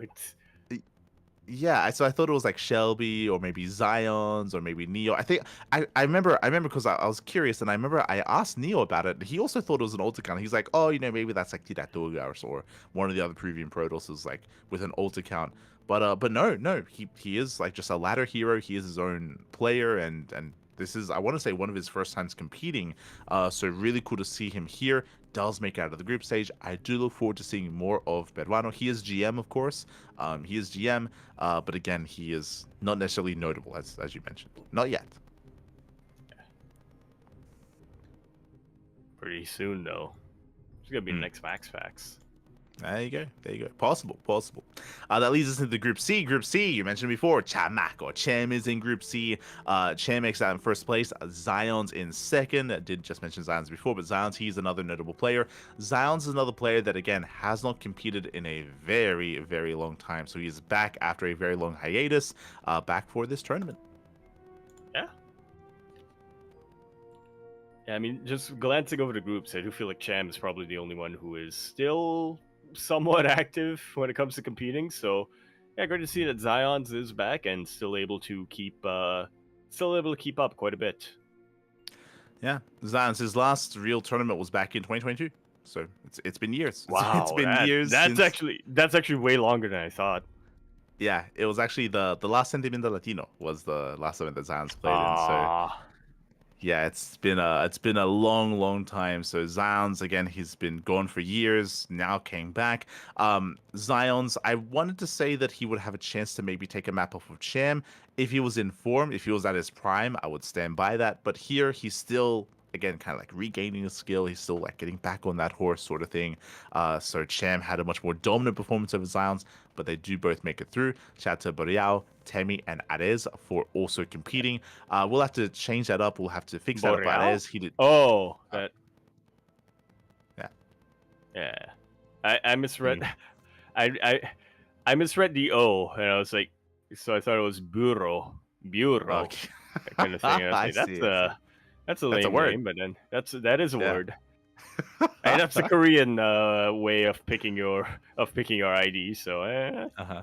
can't begrudge that too hard. But oh no, it's actually an O, so it's Uh-huh. not a word. Maybe it means something in Spanish. I don't know. Maybe. Arez, we'll have to fix that. But he did play random. He played random in every single match. Oh. He did not play Zerg. So that is also something to take note of. That kind of explains the result then. Yeah. He cheesed every game, by the way. He went for an all-in, Oof. regardless of race. He went for an all-in every single game, and hey, he took some maps. Did take some Yeah. maps. Did definitely have entertaining matches throughout the course of the event. Does end up getting knocked out. Shout out to Chairman Zans making it through. That leads us into Group D. Group D, Mute, Bombilla, Luciano, Tiny Host, and Lillian Luna did face off. This, I would say, was a more competitive group. I do rate Luciano quite highly. Bombilla is another one of those players. Zion's hasn't competed since 2022. Bombilla, he also hasn't competed in many years as well. Quickly double checking. Yep, 2022 as well. Yep. I would even go as far as say it's like 2021 actually was the last time it was probably competitive, but it's been years. It's been years. Yeah. Luciano, on the other hand, I mean that's a name that I recognize, Yeah. but because I can't actually click on it, but because he actually doesn't have a page, I can't actually check when the last time he competed in was. But I want to say it was more recent than Bombilla. Luciano, he's a more modern player. Like that's also why there's no other computer page. Luciano, he's a more recent, more modern competitor, which is why I think it was quite close between them. Luciano and Bombilla, they went to the ace match. It was very close, very clutch. Bombilla, the experience still overcame that, and Bombilla did make it through. Yeah. Mute, also a more modern player. It came down to literally just one map between the two of them. Oh yeah, very close between the two. And again, congratulations to Mute and Bombilla for making it out. Tough group there for Luciano. I'll be honest, if Luciano was in even Group A or Group B, I think he would have made it through. I think Luciano would have 100% made it through some of those other groups. But a little bit unfortunate he got locked in a group with other big names as well. And that's the first 4 groups wrapping up here. Nothing too crazy other than Luciano not making it out. And we still have more groups to come featuring some older names as well. Yeah, El Huevos, Eggs, coming out from Colombia, Ryojin, Vortex. Another player who I haven't seen in a very long time. We speak about how Zion's and Bombilla, they haven't competed since 2022. Vortex even longer than that. I know that Vortex, he did play in I think he played in like the Valencia open stage like a couple of years ago. Yep. But like the only reason he played in that was because it was local. Like he was not an active player. I want to say he retired like back in like 2016, 2017. Like he has been retired for a long time. Yeah, like you were saying, it was 2018 Valencia where he competed in the open qualifiers, and then he did play in a little bit in I think the qualifiers for DreamHack EU during the COVID era, but other than that, hasn't been active since Hardest Swarm pretty much. Yeah, exactly. And Vortex, he used to be one of the best players in the foreign scene, like straight up. Like Vortex, he alongside his brother Lucifron, like they were some of the best players outside of Korea for a big period of time. And they kept competing in other esports after they retired from StarCraft. Basically, Vortex, I think they went to Heroes. Lucifer and Vortex, they played for Team Liquid and Heroes of the Storm. And then they both switched to AoE 4 when AoE 4 came out. So they kept competing in esports, just in different esports. Yeah. You got that competitive spirit in them. 100%, 100%. So yeah, it's so because of that, I thought we'd seen the last of Vortex in SE2. Like unless there was like a tournament in Spain, I did not expect to see Vortex again, unless we had like another Valencia. But no, to see Vortex show up here randomly after years is crazy. And I'll be honest, I can't wait to see his games. I'm really curious to see like what he's looking like and whether he's practicing right now and how he's looking. Like I'm excited for Vortex. I'm excited. Has he kept up with the meta? Is he using more old school styles? Yeah, that'd be very interesting to see. For sure, for sure. Is this the return of Vortex, or is he just back for this tournament? We'll find out. We'll find out. But definitely a lot more to come. So do tune into the HSL. Again, shout out to all the other content creators and Spanish casters that do actually that have brought this together and have organized this. So big shout out to them and wish them all the luck when it comes to coverage of the group stage and the playoffs. Yeah. Best of luck. Mi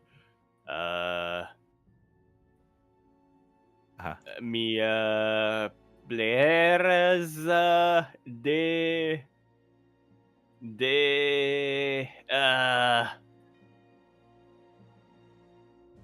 old and old y new. There you go. Gracias, fortunas. God damn it. Players. Couldn't have put it better myself, man. Yeah. Beautiful, beautiful. That leads us into our next tournament. That leads us into the 3D Community Super Cup number 3. Again, this is a relatively irregular tournament. Every now and then there is a Community Cup, more focused on the CIS region. And with that... Gusto fortunas. God damn. God damn. You're not making it any Wait. better. You know?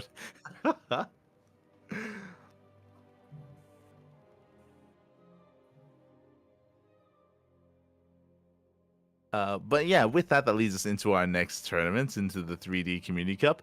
And with this, we actually had quite a number of names here play. It's fine, yeah, it's fine. But we had a lot of players we typically feature in events like the Fire Cup, for example, the best players in the CIS region, players from Russia, players from Ukraine, players from Kazakhstan, from all around. And we had some crazy results, I'll be honest. First things first, in the quarterfinals, GG Machine takes down Wayne 2-1. I did not even notice that. Wow. And Shameless as well. Yo, the Machine, he's crazy. He's oh my god. Well, Shameless ended up getting his revenge though in that lower bracket finals. Yeah. So some really, really interesting results. I mean, coming into this, there's a lot of hype around Wayne. I would say Wayne is maybe top 5 Zurich player in Europe right now. I mean, you could argue between Wayne and Young Yakov even. Young Yakov is not quite a part of this event. But yeah, for Wayne to be knocked down by GG Machine is, I would say, a crazy upset. I would even say that it is an upset for GG Machine to take down Shameless as well. And GG Machine, he even went to the ace match against Strange. So really, really strong performance there out of GG Machine. As you mentioned, did go down in 3rd place, but still a crazy run here from a very young player. Yeah. Good sign for future events. One to definitely keep our eyes on. 100%. Likewise, Strange, he had a more dominant showing here. He took down Nicorette 2-0, took down G Machine, and won the event 3-0 over Shameless. So Strange, he's always a bit of a hard one to call just because he does play very uniquely. He does often do his own builds and it does do his own things. So yeah, he can be a hard one to get a read on, but really impressive. Yeah, definitely the Dark Horses tournament.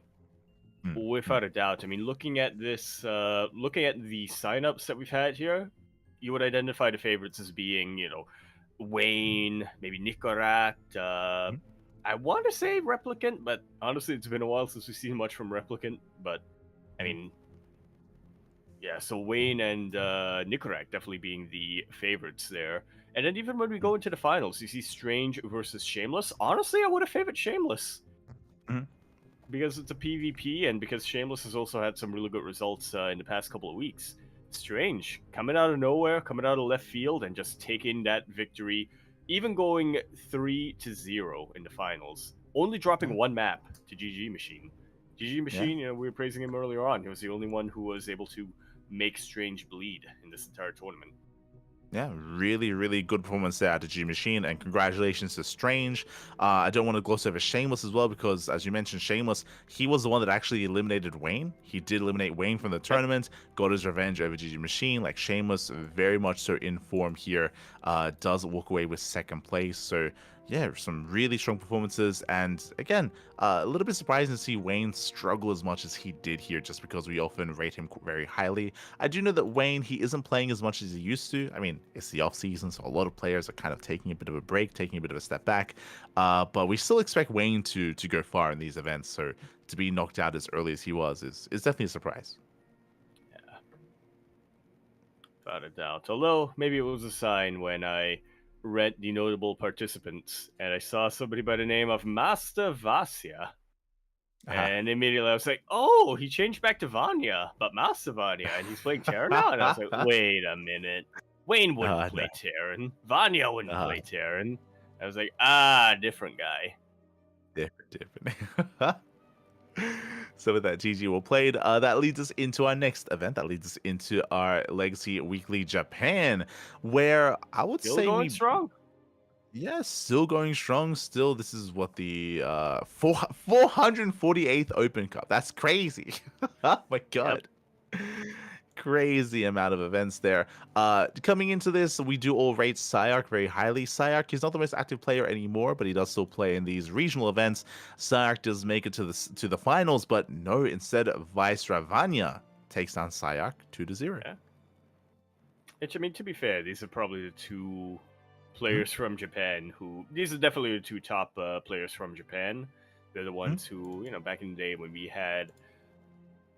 When rest of Asia was Taiwan, Hong Kong, Japan, Macau, Mongolia, these were the two who would show up and make fairly decent runs.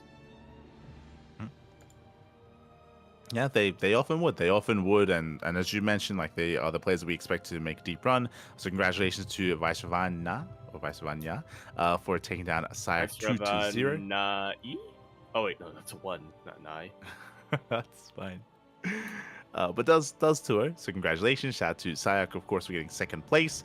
And again, shout out to the organizer as well for hosting this event for as long as he has.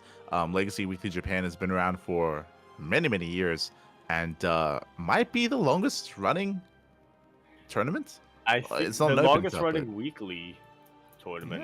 Yeah, an Open Cup. Because many tournaments have come and gone, but Legacy Weekly has stood strong for a very long time. At least 2016, right? Probably even before then. Mm-hmm. Oh yeah. I want to say since 2014 actually, but somebody can fact check me on that. Yeah, for sure. So a lot of history here, a lot of legacy behind this weekly tournament. So big shout out to the organizers, and I'm sure more Open Cups to come. Heading on over, that leads us into the Sunrise Cup number 192. This is, of course, a regional event for the Chinese region. If you recall, I believe it was last week where we had a bit of a lackluster finals because it was a walkover. Yep, that was last week. And there were also less signups as well. But we make up for that this week, where we actually do play out those finals. We actually have a full bracket, a full tournament, and Nami steps out on top. He does, yeah. A little bit leaner still from what we've come to expect from the Sunrise Cup, but like you said, we don't really have that many walkovers. We can at least have a full round of 8, and yeah, we also had at least from the round of 8 onwards, no walkovers. So yeah, that's a pretty good recovery from last week. 100%. So congratulations to Nanami, Chiaki. Shout out to Oriana for getting second place. We do rate them both quite highly here, so they do walk out as top 2. Something else that I just noticed, by the way, which is going to come into the next tournament as well. Nanami and Oriana, they're on new teams. They are now on brand new teams. Elpis Esport team. Elpis? So, yeah, I've no idea why, but in yeah, Greek they're both. mythology, Elpis is a minor goddess of hope. Okay. There you go. There you go. So Elpis Esports team. About really cool to see. of which no. the Greeks felt ambivalent towards. There you go. It's fine. It's fine. But yeah, so they both do join a new team. Interesting. I did just check. They joined it at the start of the month, so we might have missed it in last week's Sunrise Cup, like when we went over it. We kind of glossed over it, but yeah, they both joined a new team. Super Kitty has been around for a little bit longer, that we have taken note of. But this new team was formed, I believe, to compete in the next tournament in the Chicken King Team League. Oh. That's cool here. Yeah, as the qualifiers were played out, the first round of the qualifiers have played out. Yeah. I'm clicking around. I'm trying to get more information on Elpis while you're talking about this, but there's very little. Oh, good. But yeah, so this is a new team that has been formed. Looking at their roster, actually looking quite powerful. So if we go over the qualifiers here, if you go to the Chicken King Team League qualifiers, the rosters are at the top. The rosters. There we go. Okay. Yeah. So we do have our rosters. We have our competing teams. We have Astartes. Yes, we have Astartes, we have Elpis, we have Kaoda, we have Rookie Warpgate, we have PC EC, Protoss the Best, RWG, Toho Project, and we have not just Super Kitty, we have 4 teams of Super Kitty. That's crazy. How big is their team? Oh my god. Well, big enough to field 4 different rosters, evidently. 3, 6, 9, 12, 15 players apparently. 16 if you include the one who cannot be fielded anymore. Yeah. There you go. So Super Kitty, they split up their team into 4. So that's how super they are. That's a big kitty to have 4 teams. Jesus.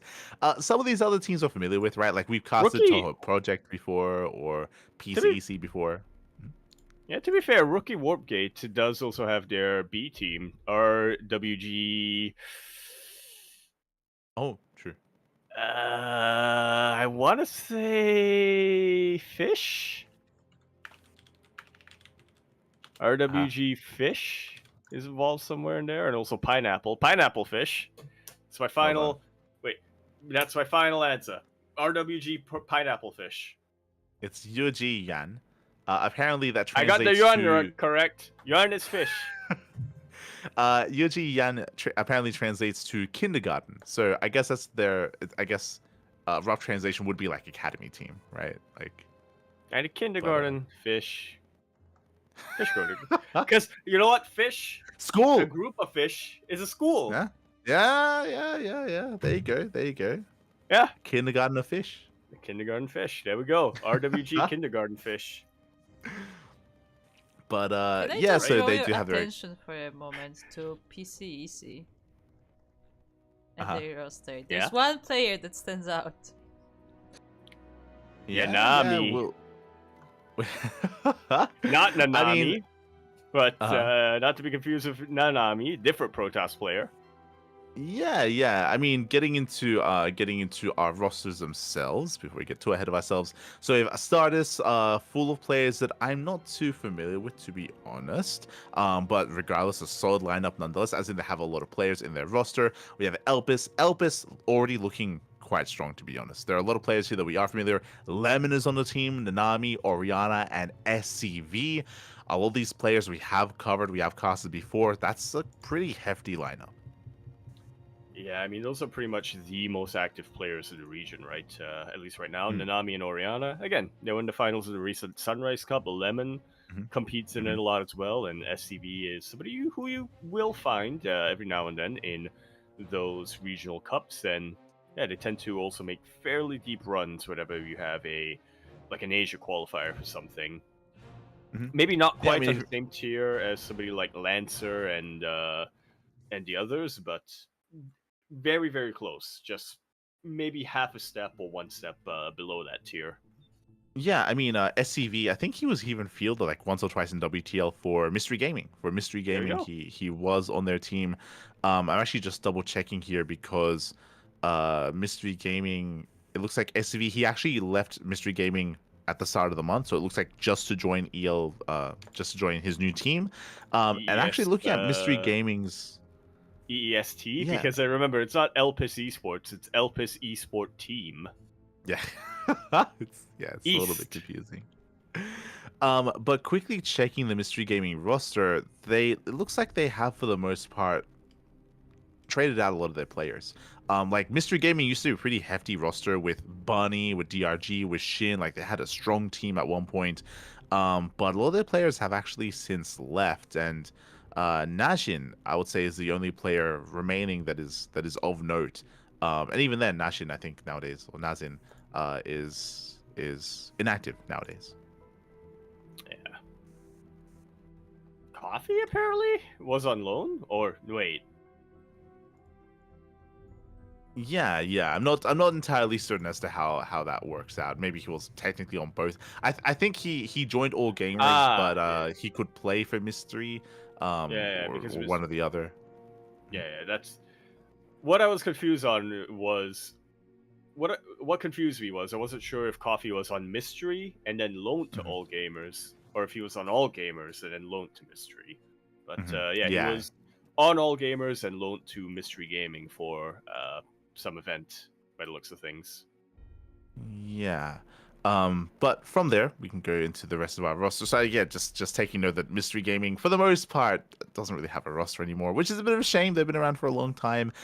Instead, a lot of other players have kind of joined and created their own teams. So we have Elpis looking like a very hefty team. We have Kaoda, who has some notables as well. I believe we have casted Turn before, and Ghost we have seen have some decent results in Sunrise Cup, but a No, smaller roster is what I will say. none of them have played apparently. So Hmm. There you go. None of them have yet played.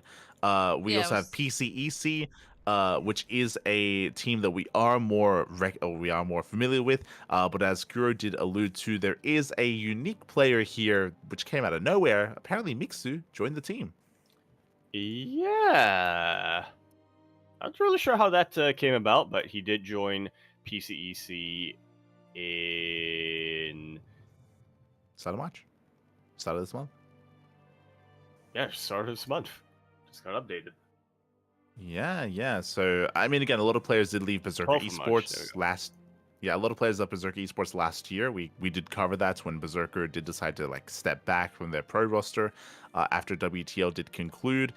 So really cool to see that Mixu was on a new team. I don't know how this collaboration came about and how they got into contact with each other. Every now It, and then this happens, right? Where like you have like a player from Europe join well, one of these Chinese teams, like what seems to be a little bit out of the blue. well, you say that, but you say that every now and then that happens. But I feel like PCEC has been the only team recently where it's like we need one player from EU.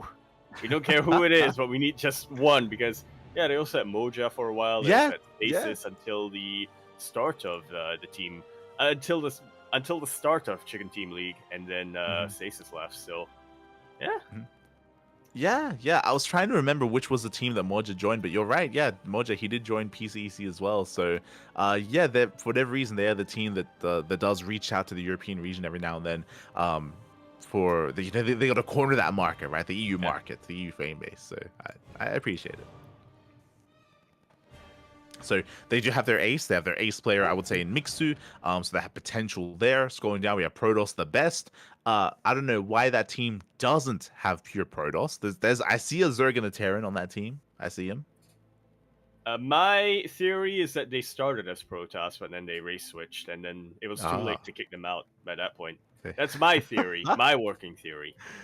It's either that, or maybe they're all in unison. Maybe all the players, they all believe that Protoss is the best. Like you have to have that like Ooh, mantra. You have to have Imba. that ideology. Yeah, to join.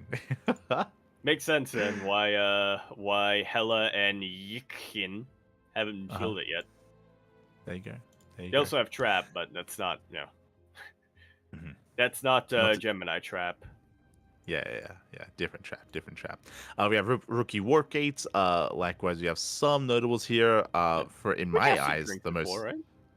I think so. In my eyes, the most notable is Pioneer. Like I recall seeing some really good results from Pioneer in the past. So, yeah, interesting setup, interesting lineup there. Leads into the rookie team. Hey, do you notice Stray? Lumina, Flood, Connect, F2.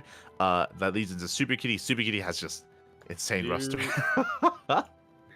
Wait, do you think Connect F2 is related to F2 Click? I would hope so. Do you think they work together? Do you think they Archon mode and they? it's really just an they're awful connected? Archon mode because they both have to win constantly, so they just drag each other's armies away. You say each other's army, it's the same army, but it's like they just Yeah. Oh no. Most dysfunctional Archon Mhm. you can imagine, and you know what? I'm all for it. There you go. Best of luck. And yeah, Super Giddy did well with their roster. A little more amateur players is what I will say. I do notice Miggy, he has a player that has gotten some recent results, so it's interesting to see. And we have Toho Project as well. Coming into this, the first team that we looked at did look the most competitive, which was the Elpis esports team. But I want to say some of these other teams, they definitely have some key players that can definitely like make or break a match for them. Yeah, I definitely think the favorite teams for this season are obviously Elpis Esport Team East, that's the acronym, PCEC, and I think those are the main ones. But I believe in Rookie Warpgate a little bit, just because I vaguely remember casting Drink before. Yeah, fair enough. I can get behind Rookie Warpgate as well. I can get behind him. Otherwise, going over some quick results because it looks like the qualifier is they're going through a round each day, so it's going to take a while for them to progress through the qualifier. The first round has already The OSC concluded method. here. Oh yeah, the OC method. No team has been eliminated yet, as teams are being knocked down to the lower brackets. So no one eliminated yet. There is still a second life for them. We do see Super Kitty 2 takes down Stardust 6-0. Strong setup there, a strong first round. We have Elpis, they take down PCEC. Mixu did not play for this first round, and hopefully they can get him on for a future round because without Mixu, they might be struggling a little bit. But again, Elpis, they are one of the heavy favorites to go far. We have Protoss the best. They take down Super Kitty 4, and Super Kitty, their main roster, take down Rookie 4-2.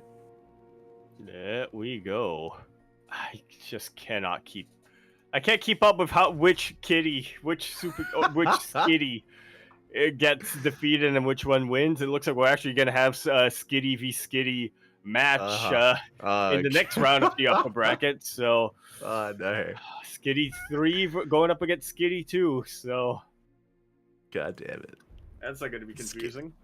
Skitty's a Pokemon, right? Am I crazy? Skitty's a Pokemon, yeah.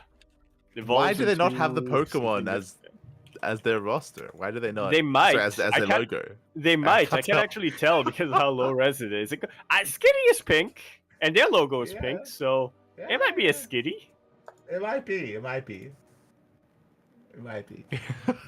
Evolves into Delcatty. There we go. There you go. But exposed to a Moonstone. But yeah. So we do have the first round wrapping up, and we have the following rounds ahead of us here. Looks like top 4 qualify. So it's going to be 4 teams here making it into the main event. Does the main event have invited teams? Okay. Yeah. So I was pretty sure. I was like, mate, we're missing some teams here. So it looks like in the main event we have Team Hist, we have Team Little Fairy, Starlight Twinkle, and Team IW. And also TBD. And TBD. I think that's which I think that means that's one more. If my math is correct, so this is invite. Wait, 1, 2, 3, 4. It could be one more invite, but then it's also Yeah, the 4 math. qualified teams.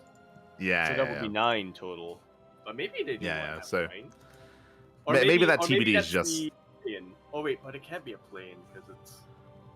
I would assume that's just a placeholder there. So I guess we have 4 invited teams and 4 teams from the qualifier.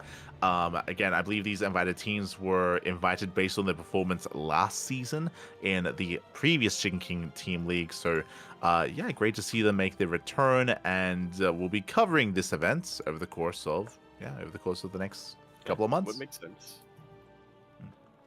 Yeah. There you go. So that does wrap up the Chicken King Team League. That leads us into Little League Cup number 36. That is going to be our next event. Again, more of an irregular event, but we did have a full bracket here. Did have a full bracket with quite a number of invites. We had Creator, Trigger, Zan, Bunny, Beyond, Cure, Gumiho, and Shin. Indeed, we did. I'm not gonna lie, Light. Looking at this bracket, looking at the one Zerg player in here, I would not have expected him to make it far, let alone become the champion. Shin, taking the best of 7 grand finals of a Creator, 4-2. Yeah, very, very intense matches here. Very close matches. As you mentioned, went to the ace match against Zan, went to the ace match against Trigger, and did make it all the way to game 6 here against Creator. So really, really intense matches here. Congratulations to Shin. As you mentioned, I can see Zan beating Shin. I can see Trigger beating Shin. Like, there was some really, really close matches here. And we also got to feature some TVTs. Cure takes down Byeon, Creator takes down Gumiho, Trigger takes down Bunny. Really, really competitive matches. Really, yeah. I mean, there's barely any one-sided series outside of Cure versus Byeon. Yeah. Yeah. No full sweeps except for Cure versus Beyond. Yeah, GG, well played, got sir. One out this time. I mean, TVTs can be like power, that. you know. Yeah, it happens. It happens. It's TBT. But yeah, really, really intense matches here. Really cool to see. Shout out to, congratulations to Shin for becoming our champion for this Little League Cup. There's not much that we can say about the graphic here. It's actually looking pretty clean. I'll be honest, the graphic. It's looking pretty clean. For Little League Cup 36. Yeah. You know, there's no like floating player. There's no like gap where like underneath their body, you know, in between the edge of the graphic. Everything's the pretty. Text is aligned. Yeah, it's aligned, mate. Yeah, what's going on? That's a pretty good graphic. You know, the Luli team, they are capable of doing stuff like that, which is why you say, when we go to 37. Wait, so what I was gonna say is that which means like they can make a graphic if they wanted to. If they really wanted to. They just choose not to. Or do you think like this is a different person? Choice. Do you think no, like every I think it's the same guy, and I think it's the same guy, and yeah, he just chooses whether or not to make the graphic clean or to, you know, put his own little spin on things. That's how I'll put it. Oh no. Which is definitely what he did for 37. Yeah, coming into 37 here, it was a show match between SCV and Kingslayer. Hey, we just covered SCV. He's no longer on Mystery Gaming, by the way. Did join a new team, did join Elpis. But that is a graphic. What am I looking at? You're looking at a graphic that isn't quite a graphic that has screenshots of the player avatars that are different sized. When you look at it? You know what's crazy about this, Yaku, is that for some reason the font is a different size from the player names. Like SCV, they are. The font for SCV is smaller than the font for Kingslayer for some reason. I don't, and it doesn't even see Kingslayer. And also, it doesn't say Kingslayer; it says Casey. Yeah. God damn it. Or no, that wouldn't make sense at all. I was gonna say, do you think that Kingslayer? There's a situation where he has multiple legal names. His Chinese name is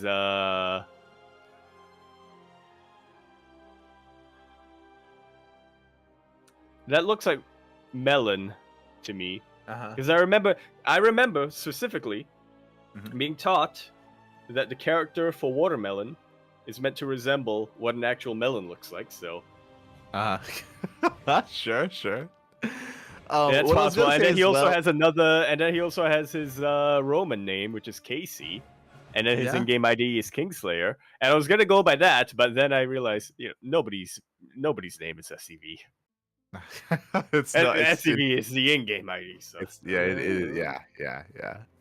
The other thing, I don't know if you noticed, but the graphic itself isn't centralized. What I mean by that, there's It like is a centered, massive yeah. gap between the the right image side? and name of SCV on the right side compared to Casey on the left. Like this, like there's a lot going on here. This, God damn it. It's an aesthetic choice. Also, the text Uh-huh. isn't centered for the name and the date and the series, no. and also the name of the tournament at the top.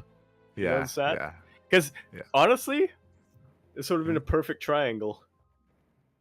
True. You could True. have triangled it. You but, could have made it a triangle, yeah. Nah, it's left alignment. But nah, we're going with left alignment for this one. Like this is where Yaku, this is where I appreciate your art. I appreciate. You know what? It's still I kind of a appreciate your triangle. background. It's still kind of a triangle. It's just not Yeah. a whatchamacallit triangle. Yeah. It's like a it's isosceles obtuse. triangle. Obtuse triangle. There you go. Or acute. Yeah. But anyway, so this was a show match. I got the Tempest over here, Yeah. I got Hero You mean the Phoenix? over here. He's I think that's a Tempest. It could be. Is that a Tempest? Did I draw a Phoenix or did I draw a Tempest? Because it has like the orange. It does. Oh, true. That's a Tempest shot. But it could be a Phoenix. There you go. Is this? I think it's a That's Tempest. patience, right?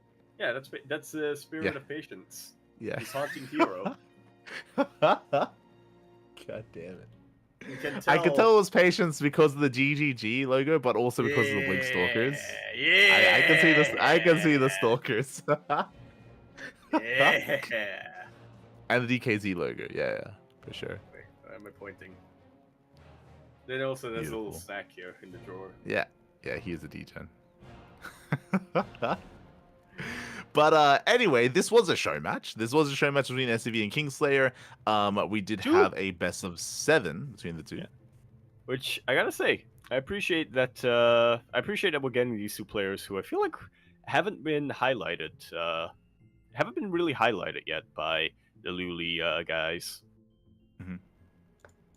Yeah, exactly. They haven't really been showcased too often here. Maybe a future Basilisk Big Brain bouts, maybe are in the works. But yeah, SCV showing his prowess here, does take the series 4-0. This does bode well for his future performances in the Chicken King Team League as well. SCV looking very in form, and with that does claim the win, does walk away with the 4-0. GG, well played. That will lead us into our next event, but we look forward to seeing more of the League Cup and their graphics because they're very hit and miss. They're very But goddamn. they're very hit and miss. But we love all of them. We do love them. We appreciate them. They're beautiful. Beautiful. Before moving on, though, I actually clicked on our player profiles here for Kingslayer because I wanted to know more about the names. I like that there's a line on his profile that says his former main ID is Solarium. His other IDs are Eternity, which is the same as a Taiwanese player, and Kingslayer, which is the same as a Canadian player. There you go. It can be hard finding a unique ID. It can be hard at this point. It's been a long time. Well, say that. I haven't encountered another Yakuzaku. True. You have encountered a few proper Yakus, though, but Yeah, it's in a different game. Regardless, that leads us into our final show match for the week, the Soup StarCraft Global number 15. We are going to be featuring 4 players here, 4 invitees. We have Hero, Gumiho, Rogue, and Trigger, 2 Protoss, 1 Terran, and 1 Zerg player. They face off Perfectly in that balanced. 4-player bracket, best of 5s into a best of 7 grand finals. Yeah, this time won by Hero, which I don't think anybody's too surprised by. Hero is definitely one of the absolute top players right now, and he is the favorite coming into this. But I gotta say, Rogue definitely made him work for it quite a bit in the semifinals. Oh yeah, yeah, did make him work for it, which again is really impressive. I think we said this last time we saw Rogue in a tournament, but Rogue, he has been getting some really impressive results. He hasn't been winning anything, but if he goes down, he typically goes down swinging. Like he still looks quite impressive against some of the other top players, whether it's players like Hero or even like a Max Pax or a Clem. Like Rogue, he typically looks quite strong. Does not end up making it past them, but does make them work for it. So really cool to see. That does bode well when it comes to Rogue's performance and Rogue's state of play. And yeah, we might see more Rogue in the future. Hope to see it. Definitely hope so. Yeah, with that, GG will play to Hero. As you mentioned, Hero did come into the heavy favorite. Hero does walk away with the bulk of the prize money. Looking at the graphic for the event, I mean, it's the contrast, right? Like, like here, it isn't just that like they've got like the proper names and like they've got the proper graphic. I appreciate the next step where they actually add like a filter to make it look like the green like light is actually like affecting them as well. Like it actually looks pretty professional. Like it's impressive. I was gonna say I actually don't like the filter. You don't like the filter? Like, man, why are they all so green? Because like I don't like the filter because you look at Trigger's shirt, that should be black. But it's got like a weird tint over it, and I'm like, I think like the filter is it's a way to, I believe, because all the photos have different lighting, it's a way to try to like homogenize it to make it look like it fits together. Balance it. But right, yeah. But the side effect is it does make everything green, of course. Instead of... Okay, I can see the rationale behind that. It's a tough choice to make. Do you want bad lighting or do you want a weird filter? And I think the lesser evil there is always the filter. Yeah. Okay, I can get that rationale. That's how you Instagram. Yeah, I started editing my photos recently. Or the random photos I take. The random photos I take on my phone, not my selfies. Those are pure, unfiltered. And I've dabbled. I've dabbled in taking pictures of rain, of landscapes, and editing them. So okay, all right. I'm good at taking these. Not the player rain. Yeah, that's immediately my mind went to the player. I was like, he doesn't know I'm taking pictures of him. That's how StarCraft brain I am. You're like, yo, I'm taking pictures of the rain. I'm like, damn, like, where are you finding it? Like, in Singapore? My brain immediately went Pavlovian after I said that as well, because I was like, I wonder what he's up to now. Yeah. And the minute I said I took pictures of the rain, I'm like, oh, rain. Yeah, when Neuron activated. We'd have to talk about rain. It's the time in the show. Fun fact: we're not gonna get too far into it, but I believe ASL qualifiers concluded, and I think the groups were just shown. And Rain is actually still competing. It's still competing. It's still actually looking pretty good in Brood War. Still competing in the ASL, right? Or yeah, I guess now the SSL for Brood War. Yeah, I heard that they switched to SSL, but I think they want to switch back to ASL. I don't know why, but I think they're in the talks because there are too many SSLs. Yeah, it's true. You're not wrong. But regardless, Rain is still going strong. You know, he's still got his fangirls. Still got his stream. Everybody, Gur, he talked about Flash being the greatest player. You still got a couple of people saying Jaedong. Nah. It's always been Rain. Rain, mate. It's always been Rain. Rain, he's my greatest. He is. He's my goat. He's my goat. Let's go. With that, Super Global. That was one of the few, I was gonna say one of the few who I think who I think exist in both. When people talk about the greatest players, he's in contention for maybe not shortlist. Maybe he's not shortlisted for StarCraft 2. But he's definitely. There are conversations of how good Rain is in SC2, and also in Brood War. So one of the only ones who was competitive in both. Exactly, for sure. So again, we'll be catching up with Rain later, I guess. Oh, mate, Rain! I can show my photos. I was gonna say we'll catch up with Yaku's. Totally nuts. Sus photos of Rain.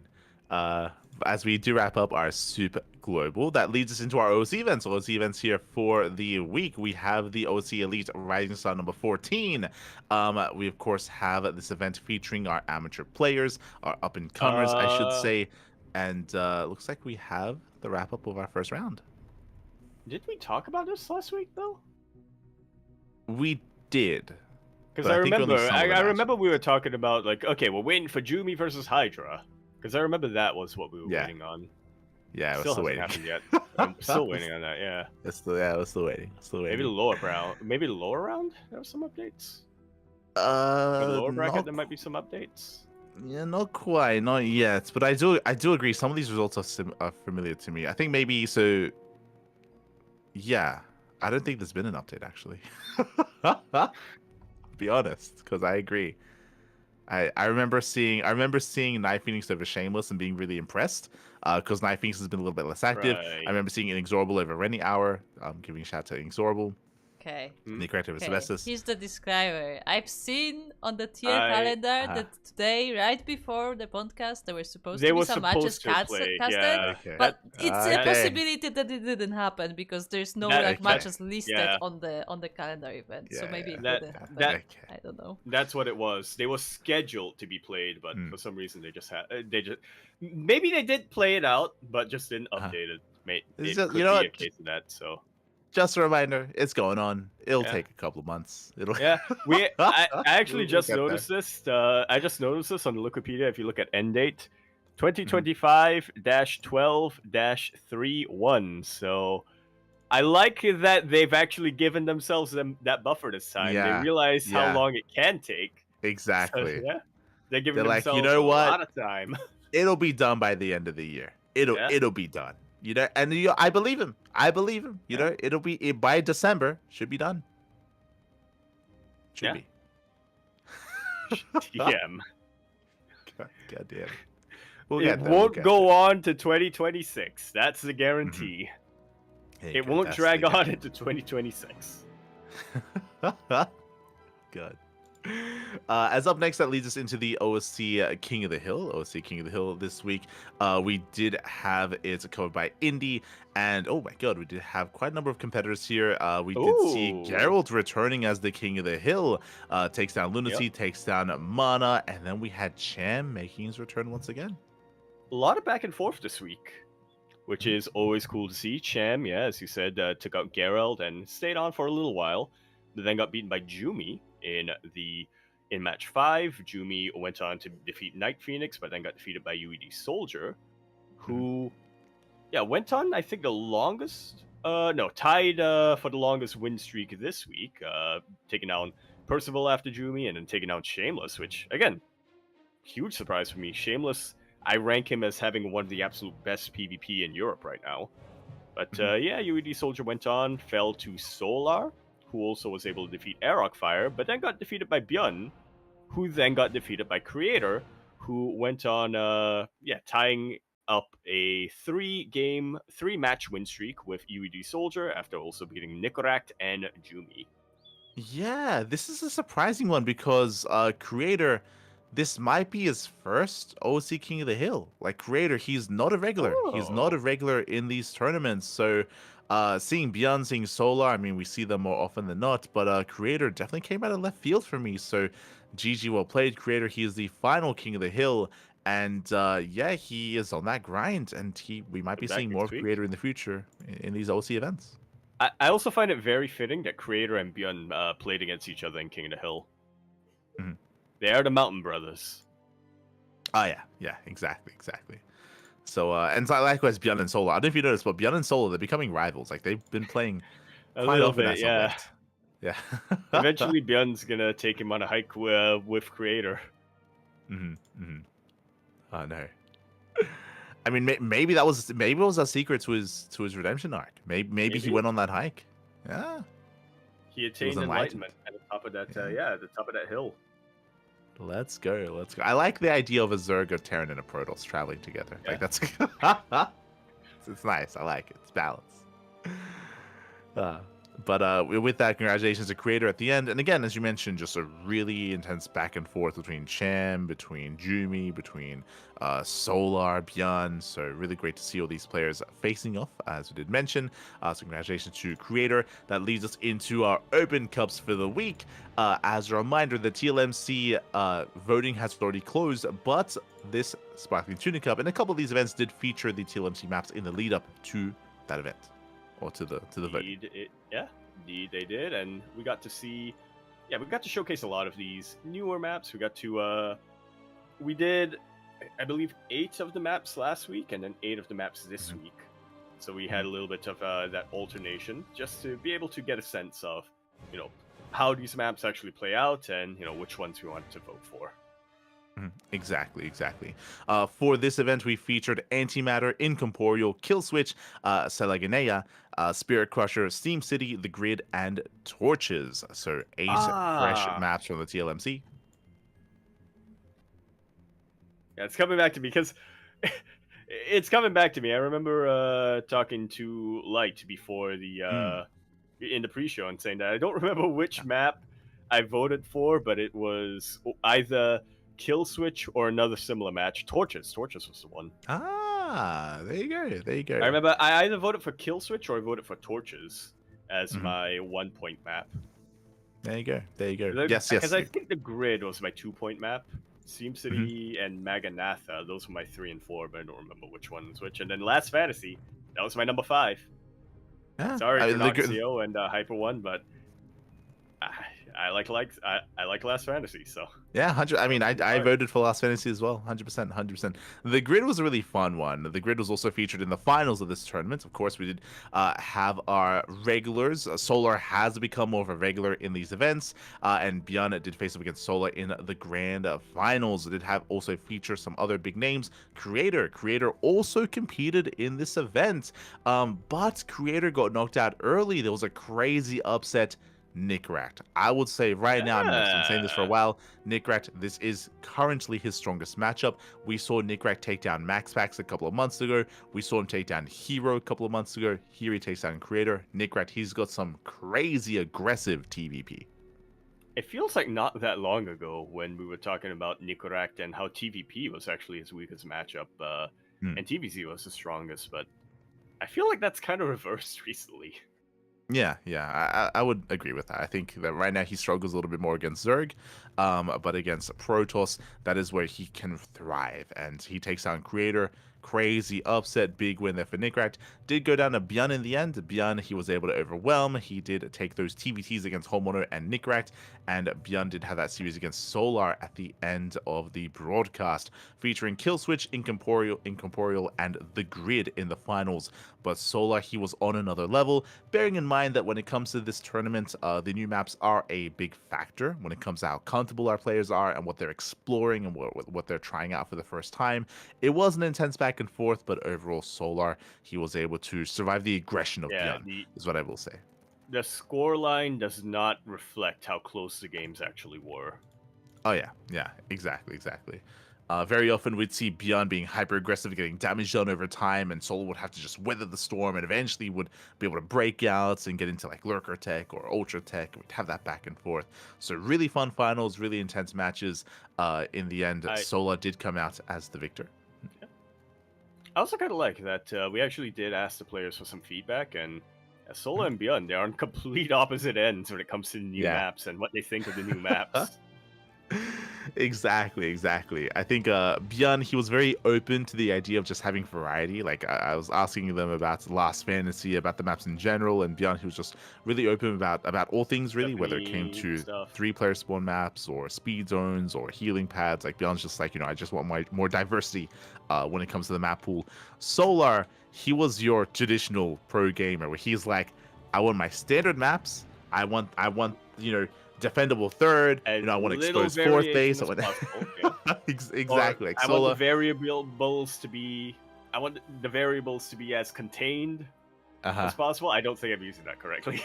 I don't think I'm using that word or that. How do you contain the variables? But you know what I mean. You want there to be just yeah. You just contain the variables. Just contain them. Just put them in a box. There you go. Put them in a box. And don't think about it. They're dead and they're alive at the same time. God. But yeah, Solar, he had more of those more like stereotypical pro gamer responses where he just wants the most standard maps that he can get his hands on. So it's interesting to kind of hear their kind of conflicting ideologies when it comes to the map pool. But regardless, they both did want new maps. Regardless, they did want some new maps, and there were definitely maps that they did enjoy in the new map pool as well. In the Team Liquid map contest, they were more so positive than anything about the new maps, and just always nice to hear the insight whenever we can. Yeah. Oh yeah. With that leads us into the Wardy TV Monday number 27. Bearing in mind that this is a dual event in the sense that it is a weekly tournament, but it is also in seeding and allowing players to actually qualify for the Spring Championship. Indeed. And I have to double check this because I think Clem and Hero are already qualified from last week, but I will double check that. But regardless, we did have our series, and I'm shocked and very pleasantly surprised that we did have a TVP finals. Clem was in that TVP finals, but it wasn't against Max Packs, and it wasn't against Hero. No. Nikita coming out and honestly really redeeming himself after last week. It felt like he was in a little bit of a slump last week, but this time making it all the way to the finals and also going all the way to the ace match against Clem after beating Hero and Creator and Cure. I'm very impressed here by Skillus. Yeah, Skillus, he popped off, and it's one of those things where, I mean, we hype up Skillus all the time, and I would agree that, Skillus, he maybe had, like, a rougher week here and there, but for the most part, like, the stonks for Skillus have been going up. Like, for the past year, like, he has been improving, has been getting better, and these are the results that he has been getting more frequently, but still, impressive results nonetheless, right? To take down Cure, Creator, and Hero. Big wins there for Skillus, and the force Clem to the ace match shows that Skillus, again, he is on the rise. He's looking impressive, and he is definitely leveling up as a player. Absolutely. I mean, honestly, year of Skillus. I think that's doable. That's fairly realistic for him to win a big event this year. For sure. He's definitely on point. He's definitely on fire. So congratulations. I believe this is the first time Skillus has even made it to the finals of a Wardy TV Monday. Like as you mentioned, like usually Hero, Max Packs, Clem, sometimes a Beyond, sometimes a Solar, sometimes a Dark. Skillus, he's not necessarily the most regular here this far into a tournament, but again, this week was his week, so very, very impressive stuff. And that also means that Skillus, he qualifies for the Spring Championship. It means that Skillus, he's going to be a part of another big event. Yeah, I did just have a little bit of a double check. Yes, Clem, Hero, and Max Packs. Actually, you did already secure a spot in the Spring Championship, so Skillus. A little bit of the odd one out, but yeah. I'm excited. I'm excited that we're going to be seeing more of Skillus in the Wardy TV Spring Championship. For sure. More events, always a good thing here to feature these players. Likewise, as you did mention, Max Maxi got knocked out by Clem in the semifinals. We had Solar take Clem to the ace match. If you remember, we were talking about Solar's redemption arc, and I would still say he's still on it here. He took down Classic 2-1. Big win there for Solar. And again, forcing Clem to the ace match, not an easy thing to accomplish, especially in the TVC matchup where Clem is a beast. Honestly, a little bit of unfortunate seeding here for Solar. Yeah. Because if not for facing Clem in the quarterfinals, I honestly think that maybe finals. We may have potentially gotten Solar versus Skillus as our finals. Yeah, I mean, last week in the Monday Night Weeklies, Solar did defeat Max Max. Sorry, it was in the Hub Cup. That's it. In the Hub Cup, he did defeat Max Max. So, yeah, Solar, he has done that before. He could have done it again. Alas, as you mentioned, did meet Clem. It was actually last week in the Monday Night Weeklies where Solar did actually beat Clem. Did beat him in the Monday Night Weekly. So, again, there's a reason why we hyped Solar up so much last week is because Solar literally beat all the best players in the world last week. He beat Clem, Hero, and Max Fax. It was like he beat everyone and Beyond as well. It was crazy. So Solar, he is now a force to be reckoned with, and unfortunate seeding, but a good series nonetheless. Oh yeah, Very good seeding indeed. As that leads us into... Oh, gone. Yeah. Oh, no, I was going to say, yes, that leads us into the Monday Night Weeklies, but a little bit different this time. As, unfortunately, something a little bit... something that we've come accustomed to for the Monday Night Weekly, but from the start, they did say that it was going to be a temporary thing, that they would see how much funding they were going to be able to set aside for it. This is the first week where we actually did not have that bonus award for the highest placing Zerg, that Zerg bounty, if you will. Yeah, exactly. So unfortunately, Solar, he was the highest placing Zerg player, but does not get a bonus this time. So no bonus for Solar. Unfortunately, here he had a good run, but he got knocked out by Bjorn and by Spirit in the best of one. Big win there for Spirit. But I don't want to get too ahead of myself. There are some other really crazy upsets that happened. Trigger. We've seen him pop off. Trigger, he takes down Gabe 2-0. He takes down Hero 2-0 as well. And Showtime. And then he takes down Showtime. Yeah. Trigger. PvP on point. The house mom. Owed Hero and Showtime. Let's. Yeah. And Showtime, who just beat Max Pax. Yeah. The hell? there's a lot to all unpack around. Yeah, who just took down Mana? Who just took down Mana? It's crazy. So the PvPs are crazy this week. Yeah, like again, Trigger, I might say his best match Hero. Jimmy, oh my, Esther, Jimmy. Hold on, I got now I didn't notice it. At Max Best PvP confirmed? Maybe? We need Showtime v Jumi. We need to settle that. Who has the actual best PvP now? Because, man, Showtime beating Max Pax, Jumi beating Hero, and also Max Pax. But then Trigger's also there. Trigger beat Showtime, so we need Showtime versus Jumi versus... Mate. Absolutely insane results that we're getting from this Monday Night Weekly. Exactly. I mean, we've been hyping up Jumi for a while. Like, yeah, well, you're talking about Skillus, true. Also, Jumi also has been improving this year, and Jumi, for him to take down and eliminate both Hero and Max Pax, two players that we expect to have a deep run in this tournament, they are gone. They are out of this by Showtime, by Trigger, by Jumi. Really well played, really well done. Talking about the upper echelons of the bracket, Clem takes down Spirit, Clem takes down Bjorn. Clem does end up winning it all with his PVT over Bjorn. I want to give some praise to Bjorn, though, because Bjorn, even though he is a DJ and he does play in a lot of these tournaments, Bjorn is not often in the finals. Like, usually Clem, Hero, Max Pax, Solar last time. So for Bjorn to make it to these final series is very impressive. Very impressive. Yeah, I think his first finals in the Monday Night Weeklies. Yeah, the first final. So congratulations to Bjorn for making it that far. Clem, of course, was still the favorite player coming into it, but Bjorn did make a series out of it both times. Went to the ace match against Clem. Clem has some killer PVT. It is very impressive and very difficult to deal with. So very well done there by Bjorn. And shout out to all the upsets, as you mentioned. Just a crazy turn of events here. Trigger popping off, Jimmy popping off, everyone popping off, except for Hero and Max Pax. Yeah. I mean that's the thing, right? In order to have an upset, somebody has to get upset. Yeah. Exactly. Someone's gonna get upset. You can't pop off if you don't without somebody else. What's the opposite of popping off? What's the opposite of popping? What's the opposite of pop? Inflate? Wait. You have pop weaseling on?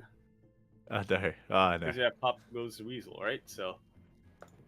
I don't think that's quite how it works. I don't think that's how that goes. But regardless, GG will play to our finalists here and to the upsets that did occur as well. Very well done. That leads us into the Biggest Star Monday, number 23. This was that following morning. We did see Solar getting his revenge. He did go down to Bjorn in the previous event, but here Solar takes down Bjorn in the quarterfinals. Solar once again takes down Hero, by the way. Takes down Hero in the semifinals. Big win there for Solar, and he does fall to Max Pax in the grand finals.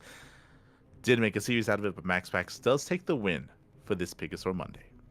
Yeah, I mean, he was coming in as a favorite regardless. Max Packs, I mean, but yeah, I think most people looking at this bracket would have expected Max Packs versus Hero, but Solar prevented that PvP finals, so we are forever grateful. Oh yeah. Exactly. Did prevent that PvP finals, which we are getting more accustomed to, so we appreciate it. Quickly, don't want to gloss over this too much. Dark played. Dark is very inactive. Like Dark doesn't. Yeah, and Dark, he doesn't play in many tournaments right now. He plays I mean, he very rarely signs up for these events, mainly in KSL, really. So to see him here in the Pixel Monday was a treat. Did make a deep run, as you mentioned, went to the ace match against Max Pax, which is not something that we expect. Like, I would rate Max Pax with a much more dominant showing, but Dark, he was able to definitely make a series out of it. So GG. We almost had another Hero Dark finals. I want to point that out. Almost, but yeah, Solar and Max Pax prevented that. Gave us a very different PvZ. Mm-hmm. Oh yeah, exactly. As that leads us into the Pixel Festival number 5. We wrap up the event. I believe at the time we were like halfway through the playoffs last week for the PondCast. We were making some predictions, and I gotta tell you, Light, I'm smiling, but I'm in fucking shambles. If you remember, when we were going through the PondCast, Zan versus Shin was mid-series, and I want to say that Zan was ahead against Shin. He was like up 1-0, up 2-1 or something like that. But the reversal 2-1, did 2-1, and the reversal did occur. We do see that Shin did end up taking down Zan in the end, 4-3. Went all the way to the ace match. Did go all the way, but in the end, Shin does take it. Yeah, and I gotta tell you, Zan would have been Cyril, and Zan would have been Clem. He would have done it. He would have done it. He would have done it. Should have been down. Yeah. But So yeah, very well played to Shin for actually managing to derail the momentum of Zan there. Very, very close series. I don't want to take that away from Shin, as you know, as disappointed I am with that result. I don't want to take anything away from Shin. Did have a series against Cyril, and did manage to take a map off of Cyril, but this is a Cyril who was on point, because for the first time in a very long time, actually I want to say in the first time in over a year, Cyril actually managed to defeat Clem. Yeah, I really want to watch these VODs actually, because Clem and Cyril have a very unique dynamic in TVZ, very unique, and I'm curious to see how that TVZ has changed since EWC, right? I'm very curious, so I would love to see those. It's Home Story Cup even. Yeah, true. Yeah, Home Story Cup's the other big one as well. So I'd love to see how they do compare to each other nowadays. Meanwhile, I mean, Clem, he did have some very close matches. Went to the ace match against Max Pax. He went to the ace match against Hero as well. There's a world where we could have seen a Protoss in the finals instead. Like, there's very much a world. Both Hero and Max Pax came very close. And I think this really bodes well when it comes to the best players in the world. I think right now I would say, who are the best players? Yeah. Hero, Max Pax, Clem, and Cyril. They are straight up the best players in the world. They are the top 4. And you can see just how close they are to each other here, at least in this tournament. Yeah, this is a pretty good way of gauging that. Mm-hmm. I feel like, I think I would agree with you there. Max Pax, Hero, Clem, Cyril are probably at the top tier. And then just below them, I want to put Björn. And Classic, Shin, and Zan in there, but I think we would need to see a bit more consistency from players like Zan and Classic and Shin before we can really confirm that. Yeah, like I can very comfortably say like that these are the top 4 players in the world. Some people might bring up like, what about Maru? The problem with Maru is that, I think we spoke about this last week, that he's been very inactive. And when I say inactive, not just that he isn't playing in tournaments, but in the 2 events that he did play in, he underperformed and underdelivered. I mean, it's this tournament here, Pixel Festival. If you look at the group stage, he came out last in his group. Like Maru, I think if you remember, we speculated that maybe because of military service, he was maybe focusing on that. There was some uncertainty going on there. Exactly. So because of that, it does seem like Maru is out of shape at the moment. Of course, we did confirm that Maru has been discharged from the military, so he can now focus on StarCraft. But that may have played its role into Maru's performances, both in Pixel Festival and in Little League Cup as well, where he got knocked out by Lancer. Lancer did eliminate Maru. So again, it's just some lackluster performances as of late. I'm sure when and if an offline event does occur, like an EWC gets announced, Maru will be back in form, but that is currently not the case, at least not for Maru. Yeah, I believe Maru has it in him to come back from the lackluster start to the year and, make a deep run in a big event. I'm 100% sure that Crank is going to force him to play the qualifiers for Bellum Segura. So, 100%. Maybe we'll see him there if he qualifies. Yeah, we'll get into it with the qualifiers, but that's going to be the next big events to gauge the skill of all the players, right? To gauge the skill of all the top players, to get a better idea of their hierarchy. If you remember, it started with Master Coliseum, into Little League Cup, into OSC Season 12, into Pigsty Festival. Up next is Star Segura. Yeah. That at least we have confirmed. That is going to what's an event that's going to happen. Oh, yeah. Yeah, exactly. EWC. So shout out and congratulations to Cyril. We kind of glossed over, but yes, Cyril, he did take the series over Clem. Very close, went all the way to game 9. Crazy. Yeah. Zerg not weak, confirmed. There you go. Exactly. Very, very close series there with Clem. Went all the way to the ace match. Again, I'm really, really curious to see how that series played out and what it was looking like. I'm excited to watch those matches. So we'll get there, of course. But yeah, overall, GG, well played. Really, really fun tournaments. I mean, this is the best you could have hoped for. The amount of ace matches in those playoffs are what you want in a tournament. Oh yeah. Especially in the best of 9. I mean, that's 9 full games. Why would you not want more games? For sure. With that, leads us into our next tournament. That leads us into our next online event. That is the Rex March Madness. Shout out to Rex, of course. He is near and dear to our hearts. Rex, he did recently run his own event. We covered his qualifiers last time, and the group stage has concluded. The playoffs are going to be next week. Indeed they are. And already, immediately, looking at the results of the group stage, I gotta say, Shin was offended by what we said last week. By our discussion last week. We were like, Group A, it could be anybody. Group B, Group A, it could be anybody. Group B, Clem, Björn, Kjor, they're all really good. But the one thing we were both certain on is that Shin was not gonna make it to the playoffs. That was the one thing we were both confident in predicting.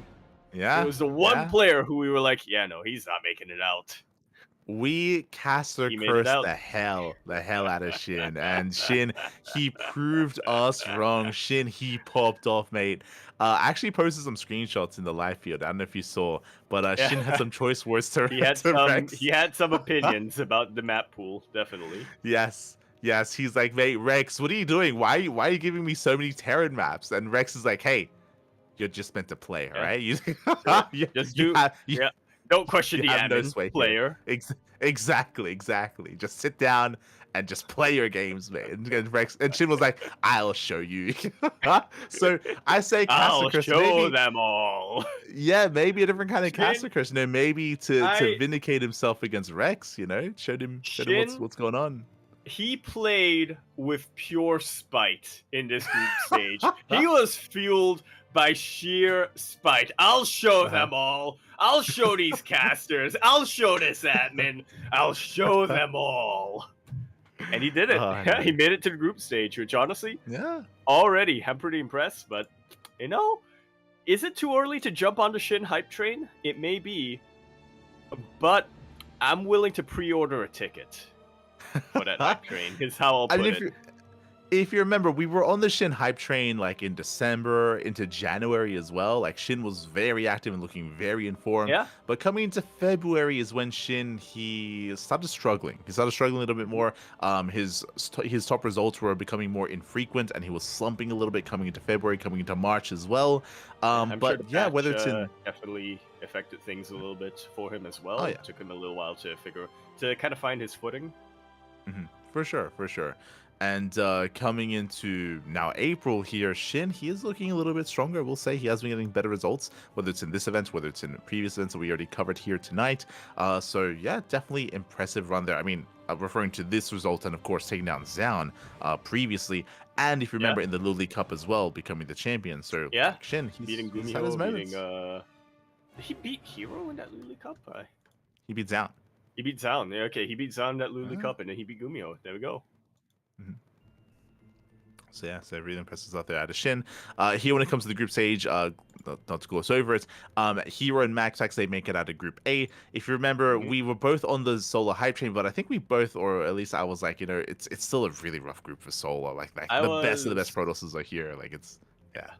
I was fully in the Solar redemption arc, and you know what? I think he still is in his redemption arc because he didn't place last. In fact, it was actually very, very close. It could have been either him or MaxPax making it out.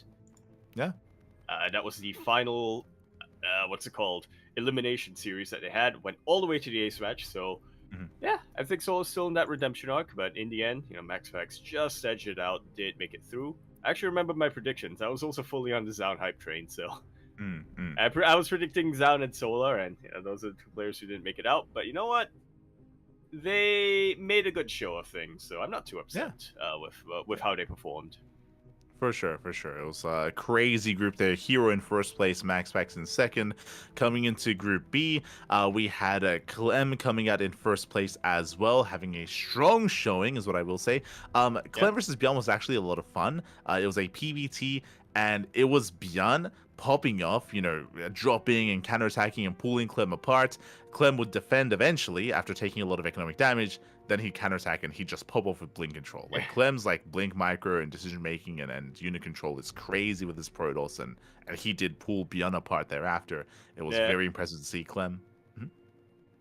Yeah, I was just gonna say, I think on Amygdala specifically, it almost felt like a look what you made me do scenario, right? When Beyond, as you were saying, he was dropping, he was popping off, he was getting all of this economic damage. Clem was like, what am I gonna do now? Well, the only thing I can do is just counterattack with these blink stalkers and micro my heart out, and that's exactly what Clem did.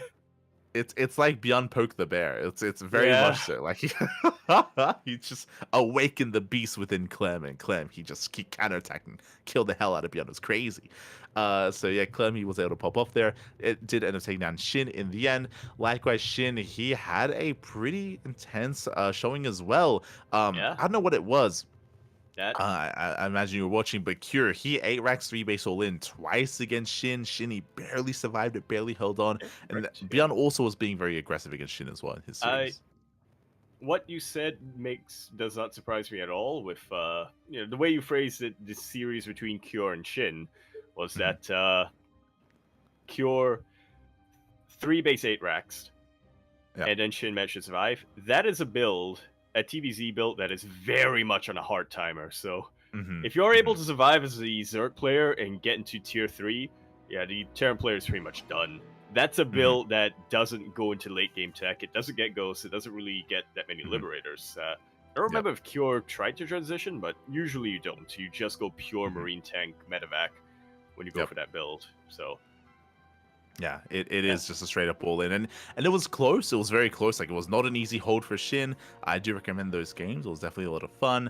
Likewise, Shin he also survived the aggression of Beyond as well. It was really fun games, really back and forth. Shin again, he did impress us all when it comes to his performance here, making it out of the group stage. That means we have our playoffs set. We have Hero and Shin, the ex-CJ boys in the semis, and we have Clem and MaxPax, the top EU players, facing off as well. Yeah. Are we predicting things? I mean, we're robbed of the Clem MaxPax finals. Predictions, Bobby. Predictions, mate. What are you feeling? What are you feeling coming into this? I'm not sure if I'm fully on board the Shin hype train, but I'm willing to pack my bags. I'm willing, if a ticket becomes available, I'd be willing to purchase one and just see where it goes. And by that, I guess the metaphor for that, I guess, means if Shin performs well in game number 1 of that series, then I would think that Shin would make it all the way to the finals and potentially win the whole thing. Especially depending on who his opponents are. But that's still a tough series to call. I'm rooting for Shin, but I also know that you are the card-carrying member of the Hero fan club. So I'll say Shin because I think you're going to predict a Hero. We'll give some variety there. Okay. I mean, what I will say is, I was actually thinking about this when I was listening to the Bruno interview at the start. It's winding all the way back to the start of the broadcast, where he was talking about like his favorite player. I think he was talking about how Harsum is his favorite player, and obviously he's a big Shopify fan. I was like trying to think back. I was trying to think like, do I currently have that a favorite? Well, I was thinking, do I currently have a favorite player now? Because obviously, like, Patience, Rain, like Axiom, like there's been a lot of players and teams that I've been a fan of in the past. I was trying to think, like, currently, do I have a favorite Zerg player? Active player, yeah, active Zerg player, and I think it's Shin. I think Shin is my favorite Zerg player currently. Of the Koreans, I think I would have to agree with you. Yeah. I love Dark, but again, Dark he's less active now. He's less active. He's not playing it as much. It's Dark. He's like stepping away. He's a pappy now. He's got a family. Of the Korean Zerg players, I think I'm a big Shin fan. Despite that, I do rate Hero higher than that currently. I would love to. It's one of the things where I love Shin. I love him so much. I'm a big fan. I want him to do well. Good luck. good luck in this series, because Hero is again, like, biases aside, he is the best Protoss player in Korea and top 2 alongside MaxFax in the world. Arguably the best Korean player right now. I think I agree. I think I would say he's the best player in Korea right now, 100%. So Hero, I'm gonna be favoring him, as you mentioned, not because I'm not a fan of Shin, but because Hero. You're an even bigger fan of Hero. No, he's just terrifying. So I do place my eggs in Hero's basket, but I would love to see Shin do well. Love to see him do well. When it comes to the lower semis, though, Clem and MaxFax, what are you feeling, mate? What are you feeling? I feel like for Clem and MaxFax, there is absolutely no use in predicting who advances forward, because we see that series all the time. So, and they go back and forth all the time. So if you predict, one prediction is as good as the other at any point in time. So I'm gonna go with what I would rather see in the finals. Who would I rather see face off against Shin? And I do think that we've already seen Clem versus Shin. And I do think that, in the groups. And that was a little bit one-sided. But there's a little bit of time, right, between now and the semifinals, and a little bit of time between now and the finals as well. I would love to see, honestly, another TVZ between Shin and Clem. Because if you'll recall, at the start of the year, Shin was one of the few players who was able to actually give Clem a run for his money in 100%. Those 40 TV Mondays. So I would love to see that. I think Shin versus MaxFax could be pretty exciting as well, but I can't pass up a TVZ. Okay. I see. Especially when you have a player as creative as Shin going up against a player who is as mechanically gifted as Clem. I love to see that kind of brain versus brawn face against each other. For sure. I can definitely get behind that. I think this is just so difficult to call, because I think the most recent Pigsty Festival like showcases that, right? Even though Clem in that Pigsty event did defeat MaxFax and did defeat Hero in that tournament, it went all the way to Game 7. Both times. There's definitely a world out there where either MaxFax could have beaten Clem or Hero could have beaten Clem. Like, I do think that the skill level of these players is very, very close right now. So it is very much so a hard one to call. More so than like even a month ago. A month ago I would have said like Clem 100%. Here, like the confidence is not as there. It's not there as much as it once was. So I think I'm still gonna lean towards Clem taking down MaxFax and Clem winning it all. But again, like, there's a world where MaxFax can beat him, Hero can beat him. When it comes to what I want to see in the finals, that's another question here. I think I would love to see Shin in the finals, just because, I mean, in general, Zerg matchups are more rare. They're more rare nowadays. It would be nice to get a Zerg in the finals and see Shin versus Clem and a ZVT. I agree with you that that's what I would want to see. That's what my heart is voting on. I think my brain is thinking like Hero Clem in the finals and Clem wins. But we'll see. We'll see. Yeah, we'll see. We'll look at it. Best of luck. Best of luck. Again, we're going to be covering. Yeah, we're going to be covering these matches over on the CranKy Ducklings, so we'll be all over that. Heading on over, that leads us into our next event. This leads us into the Water TV Boomer Bash, by the way. A tournament limited to players 28 years and older. Man, looking out for his own group there going on there. Yeah, the Boomers. Man. But I wonder why. I wonder why the cutoff was 28 of all. I would have gone for like an even 30, but yeah, I did go for 28 instead. Here's the thing, it has to be 28 because I think a lot of players at 30 have retired. True, but I mean, Mana is one of the few who's still going on at age 30. Hold on. Bunny is 29. Solar is 28. Hero's 32. Beyond 31. Nah, you could have gone 30. You could have gone. We would have lost some of these guys. Right. It's 2025 and not 2020. Oh no.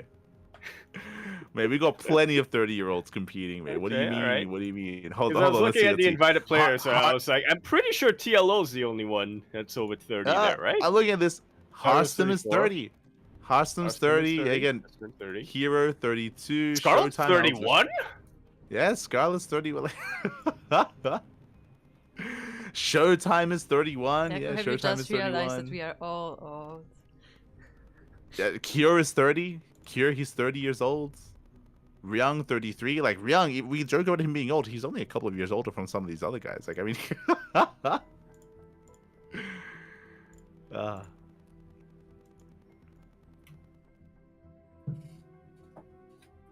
I'm just walking sick for a reason. Oh, no. Also, before I get ahead of myself, big shout out to Coconut Games. Thank you so much for the raid. Hope you had a great stream, had a great ladder session, and welcome one and all to the PondCast. And here we're just going over the news of the week. We're nearing the end of the broadcast, is what I will say. There's only a couple more events to go over. Just going over the Boomer Bash. Yeah, news of the week. Content releases and of course results that have come out, and also qualifiers for upcoming events, including they call it the Boomer Bash. I call it it may as well be called the Where Did the Time Go Bash, or people are older than we realize Bash, because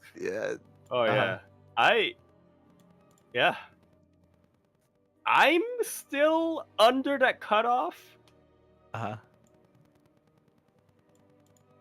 That's all I'm gonna say. That's all I'm gonna say. I'm still under that cutoff by 3 years. So, but I'm only 3 years under the under the eligibility. So yeah. I mean, it's one of those things because that's 10 years away from 18. It's one of those things where maybe it's one of those things where time moves in one direction, right? And it is crazy to think about, right? Like it just hit me now, right? Just quickly going over the Wikipedia pages. Just, You're 30. How? Yeah. How I just realized that. I could play in this. I just remembered that. But yeah, like we're all getting through this together here. It's crazy how long StarCraft has been around for, and crazy how much time has passed and progressed. When it comes to the event itself, congratulations to both Bunny and Solar. They did both qualify for the event. Crazy results, actually. Players in the younger players. Two players that would not have played if we made it 30 as the cutoff, by the way. By the way. These young kids ruining our tournament. What's going on? Esther Wardy letting these Zoomers play. Bunny and Solar. 28 and 29. How dare he? SMH right ahead. God damn it. Yeah. Yo, so, Rex is 31? 31? Yeah. 31? About to be 32. Wait, is my math right? Yeah, about to be 32. Crazy. Where? So, part of me has to wonder what the impression of people who started watching in 2020 in the COVID era is, right? Of these players, and what their impression of how like where they would place them. Yeah, I mean, actually now that you mentioned it, I guess we spoke earlier about Bruno, about Bruno being like coming into StarCraft a little bit later in his life cycle. So because that, I would imagine he's a lot more used to seeing these players and seeing them in a bit of an older light. Older, yeah. Yeah, because that's when he got introduced.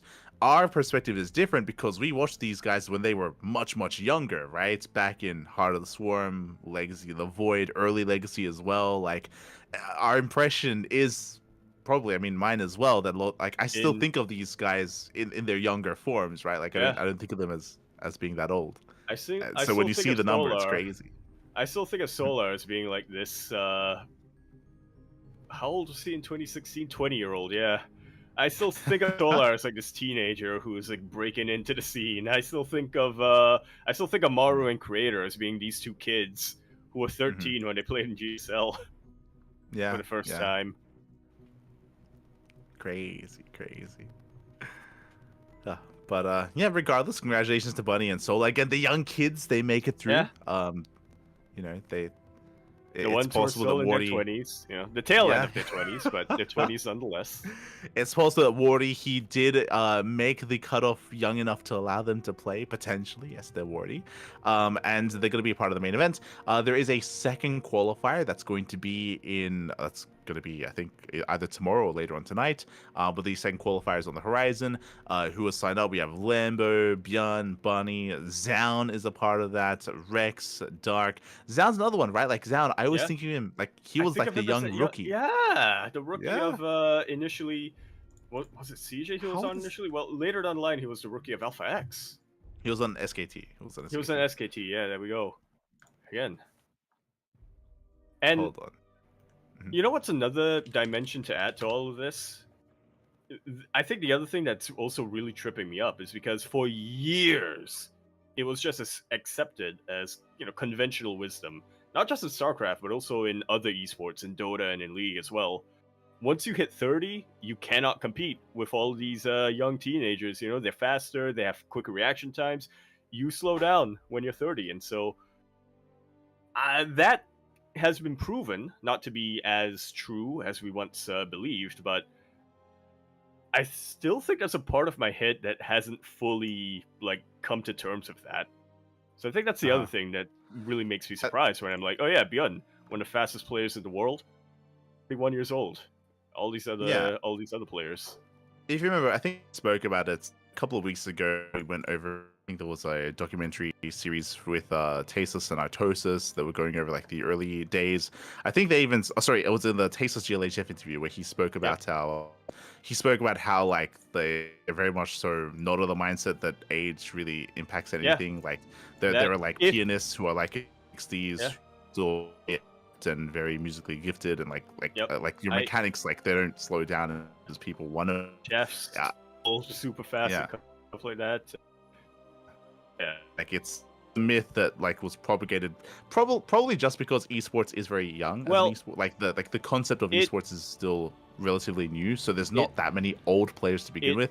That's now becoming more common, right? It's that, and also there was a correlation because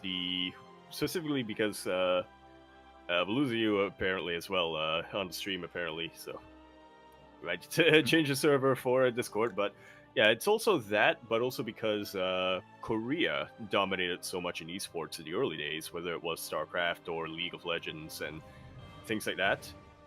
But of course, Korea has a mandatory military service that can only be deferred up until your late 20s. Mm-hmm. And so when the pro gamers did their military service later on in their 20s, and then when they came back, they were 30 years old and not quite able to get back into the form because they were away from the game for 2 whole years. That was also the correlation that I think people kind of went with. That it recently has proven not to actually be. There isn't a direct causation between. People assumed that it was the age, but really it was the fact that they haven't played in so long.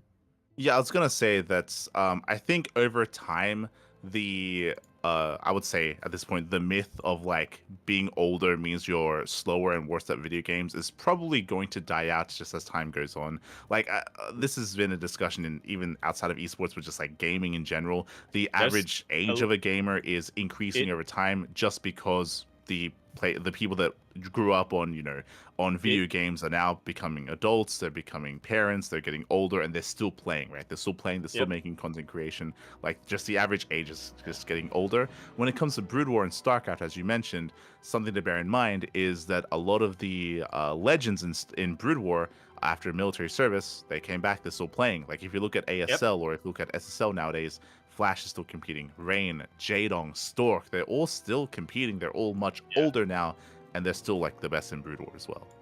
Yeah. And this is something that, because you mentioned it, it's something that's not just in esports, but in the gaming industry and overall. It's something that there's actually a lot of research being put into it nowadays. Because by both in social and also in like brain scientists, what are they called? Not psychologists, because that's also a social. So I say, basically, scientists are very interested in figuring out the reaction speed and the cognitive side of things when it comes to video games. So, yeah, that's something that we're gonna hear a lot more of in the years to come. I think you think of like neurology, maybe. Neurology, that's what it's called. Yeah, the brain scientists.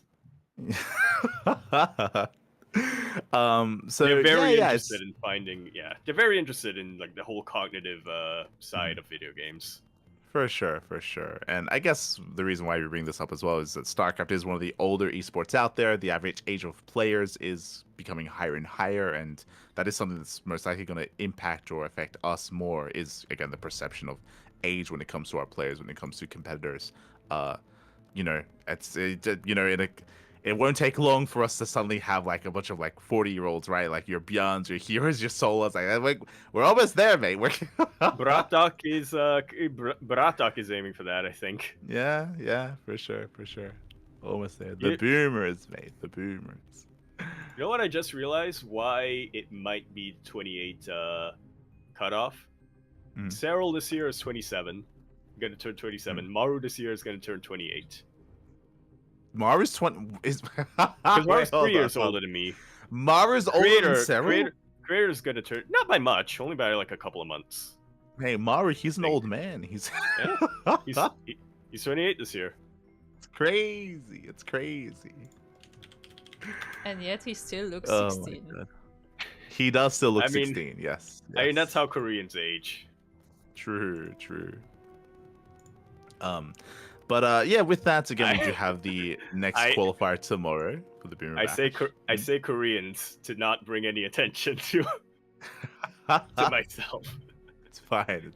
Don't worry about it. As you mentioned, we do have some invites. We have DNS, Kelazur, Scarlet, and TLO. Some very old school players. A lot of them are a lot more inactive as well. So it's great to see them getting involved. I don't know how well they're going to perform. I feel like the invites very much so reflect the theme of the Boomer Bash. There are going to be more but then bam, to come. Yeah, but like bam, you have Bunny and Solar making it through the qualifiers. It's like, oh, like that's they're really pushing it. They're really pushing it when it comes to the cutoff. Yeah. So... I just want to emphasize that the 4 invited people right now are all in the same group, apparently. Yeah, they're all in Group A.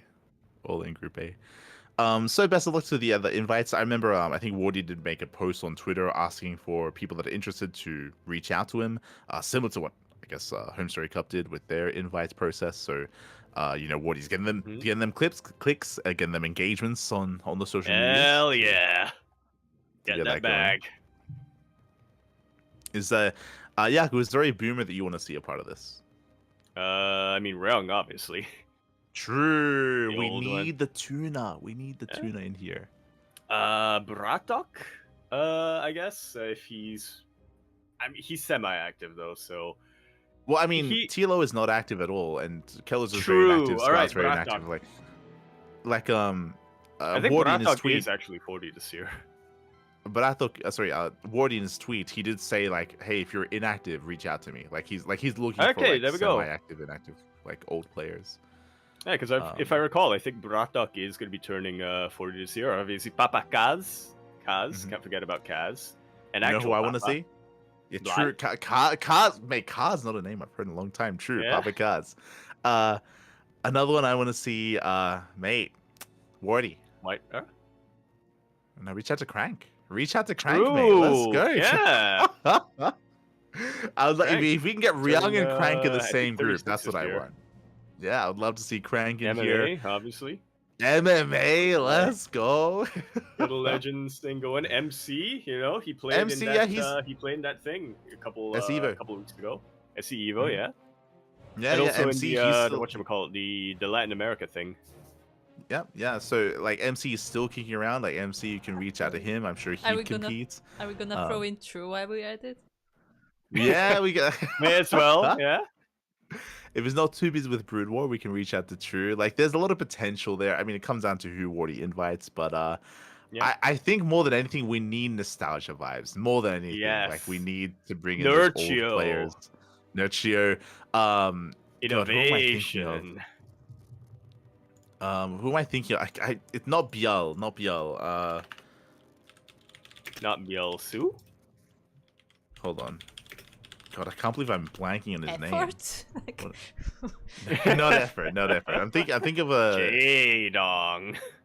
Of a different player. Rain, obviously. We need Rain in there. No, I'm not thinking of a Korean. God damn it. God damn it. Bly? EU player? NA player? Yeah, Bly, we go. Bly. I keep thinking I mentioned Bly earlier on. Yeah, Bly played in the most recent Pig event, which he hosted the resource mod.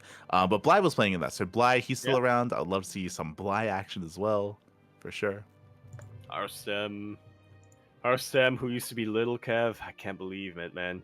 And not so little anymore. Already. Yeah. Vortex, get Vortex. Vortex. Yeah, Vortex is playing. Get Vortex. Get Vortex, Lucifron. Yeah, Lucifron, get him in. Let's go. Stefano, that's a big maybe, but like some of these guys are still playing StarCraft every now and then. Like you can, Wardy, reach out to him. I'm sure they'll accept. Yeah, beautiful.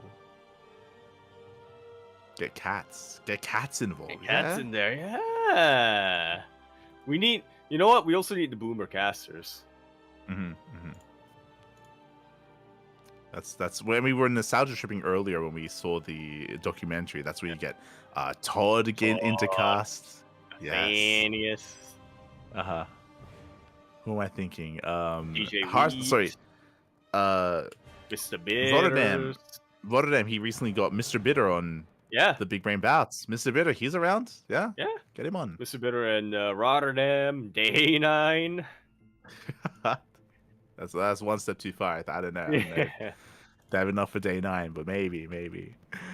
So regardless, best of luck. Best of luck to Wardy as he's hosting the Boomer Bash. Going to be a massive nostalgia trip, I'm sure. So best of luck to all the competitors. And again, the qualifier is going to be tomorrow for the second qualifier, I should say. Going over the groups... the Boomer Bash is actually well. We only have one group so far. So what I was going to say is the group stage is wrapping up in the next week. I didn't realize how quickly the event was wrapping up. But if you look at the group stage here, the groups are in 2 days, and then 3 days, then 5 days, and 6. So now would be the time. A day after the final one, yeah. Yes, so just a really, really compact and intense event, which means Yaku, it's worth predictions. Group A. Let's go. It's in 2 days. Okay. I need to check one thing real quick. Checking the age? Is that what you're checking? I'm going to say TLO at the top, followed by Scarlet. Let's go. Are those the two oldest? I think they are. I had to double check Kelazer's age. But can confirm Scarlet is older than Kelazer, who is older than DNS. Okay. Coming into this here, Group A. So it's round robin, so we get as many games as possible between the players. I'm gonna have to go Diego and Scarlet maybe. I mean, TLO. God, it's hard to say because the problem is the biggest problem. they're all inactive. they're all inactive. DNS may be less than the others, but they're all a little bit inactive in their own way, so they're not the most competitive players at the moment, so it's hard to predict who's more informed than the other. I think it's going to be a lot of fun regardless, more than anything. Oh, a lot of fun. The nostalgia. Make them play like an old version. Make them play like in Make them play old maps. Yeah. Make them play old maps. Yes. Shikura's Plateau. Overgrowth. Let's go. Cloud Kingdom. Metalopolis. Yeah. New Precinct. There you go. Or who are you looking in? So Tilo and Diego? No. Tilo and Scarlet are the two oldest. Tilo being the oldest at 30. I think he's 35 this year. Scarlet being the second oldest at 32 this year. Those are who I expect. You can never count out DNS. He is an incredible clutch player, and I'm obviously always going to be rooting for Kelzer, but I think it's either going to be TLO Scarlet or Kelzer DNS, because that would be fitting. And I think TLO Scarlet is a little bit more fitting. Plus, they're Shopify team, so. Yeah, true. I'm going to look in Diego and DNS. I'm going to say that... you believe in the young players. Well, I believe in the fine print here that they were able to slip in because they are younger than 30. They should not be a part of this tournament, but for whatever reason, Wardy did allow them to play, and I think with the power of youth, they're gonna win. I was gonna accuse you of ageism, but then I realized that I'm literally doing the same thing, but in the opposite direction. God damn it! True. I'm gonna say the young blood of the 30-year-olds are gonna make it through. Let's go. DNS and Kelzer. But 30-year-olds. Exactly. Do check out the events though. Again, it's gonna take place over the next week. Which, funnily enough, I mean, that's still not halfway through average life expectancy. So technically, young, they're getting there. They're getting to the halfway mark. Getting there. Yeah. Otherwise, again, check it out. It's going to take place over the next week. Do check it out over on Wardy's channel, and keep an eye out for future invites as well for the event. Again, it's all happening in a very short time period, a very short time span, so do tune in. Meanwhile, that leads us into, I believe, our final event to go over. That leads us into the Bellum Gens Elite, the Stars Zagora qualifiers for the Americas region. Indeed, and I think when you look at our participants and when you look at the players that qualified, that's not really a big surprise who ended up taking the spots. Trigger and Future being the top two. What I would say is a surprise, though, is that we're missing quite a few big names. Yeah, coming into this, I would say the biggest name that we're missing is Estrella.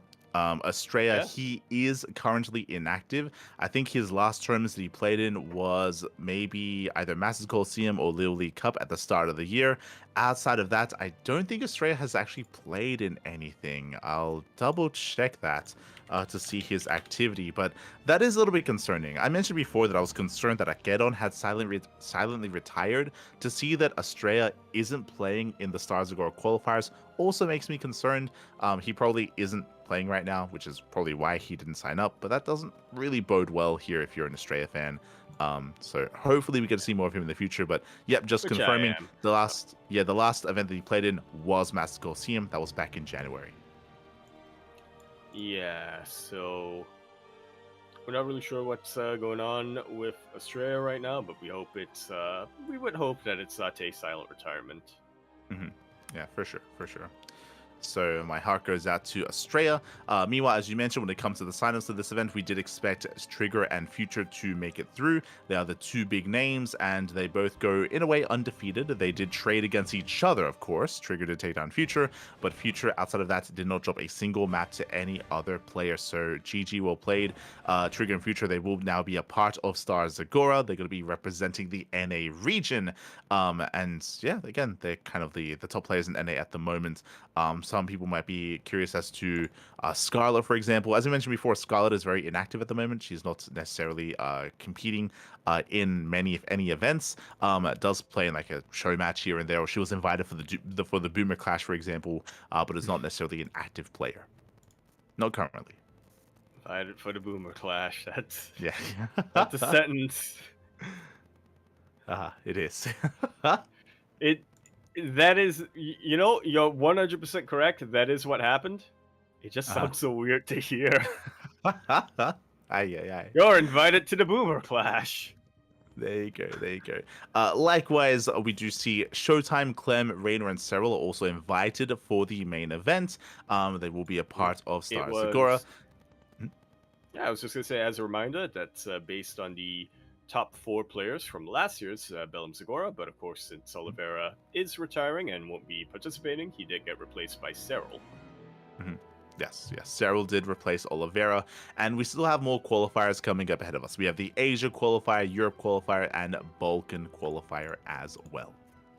Yeah, definitely excited for the Balkan qualifier, and that's actually kind of why I was asking if Romania is part of the Balkans, because if so, then I've already forgotten the player from Romania who we took note of earlier on. Oh, we might see Cuckoo come back for that. Who knows? Yeah, we might see Cuckoo make his return here for some of those qualifiers. Again, I believe the Asia qualifier is tomorrow. So tomorrow is the Asia qualifier. That is going to be the next qualifier on the horizon here.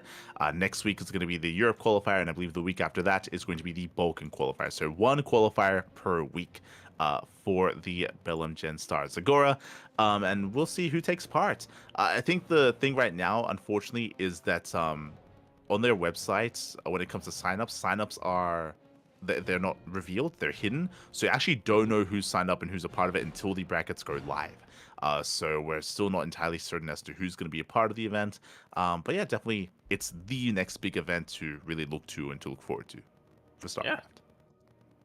And I also got to say, I took a peek at the coverage and the casting for the Americas qualifier.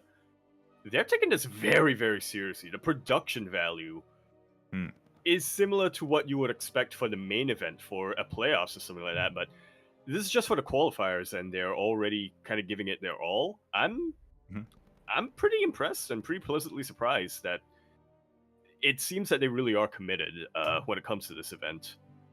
They're a new player onto the scene, and already they're showing commitment. So yeah, they've got their studio They've got their studio broadcast, they've got their graphics, their overlays. I believe they had winners interviews as well with both Trigger and Future. So yeah, it is really cool to see the production behind this, or the budget behind this, really at play. And I wish them the best when it comes to the event itself. We did reach out regarding community casting. I guess kind of what you mentioned plays into that. They currently do not have community casting open. They are allowing other languages to cast, but when it comes to English, they are going to be having the monopoly there on that, which is perfectly fine. Again, I'm sure they just wanted to look as best as they can and kind of showcase themselves. Yeah, it's also really important, right? Because this is the first time they're doing qualifiers like this. Yeah. So they want to, make the best first impression possible to, appeal to investors and also show the community as a whole that, this is legit. They do care a lot about putting this together. For sure. So they're going to be all over those qualifiers leading into the main event as well. Do keep an eye on it. And we'll be covering the results of the qualifiers on a weekly basis here on the PondCast. So do look forward to that. And again, I guess the thing to keep an eye on is which players are competing, which players aren't competing. Bearing in mind there are no Korean invites. So the Koreans, they'll have to play against each other. They'll have to fight hard for those qualifying spots. There are 4 slots for the Asia qualifier and 5 for the Europe qualifier. So there are some decent amount of slots, but they're still limited nonetheless. So seeding, I feel like, is going to be a big part, especially if it's single elimination. If it's double lim, there's going to be a little bit more wiggle room, but still, it's going to be intense. Oh yeah, very intense. For sure. But otherwise, with that, we are wrapping up here for the week. Whew. Again, we were assuming it was going to be, it was a relatively shorter one, just under 4 hours. Yeah. Oh, my math is wrong. Yeah, 3.5 hours.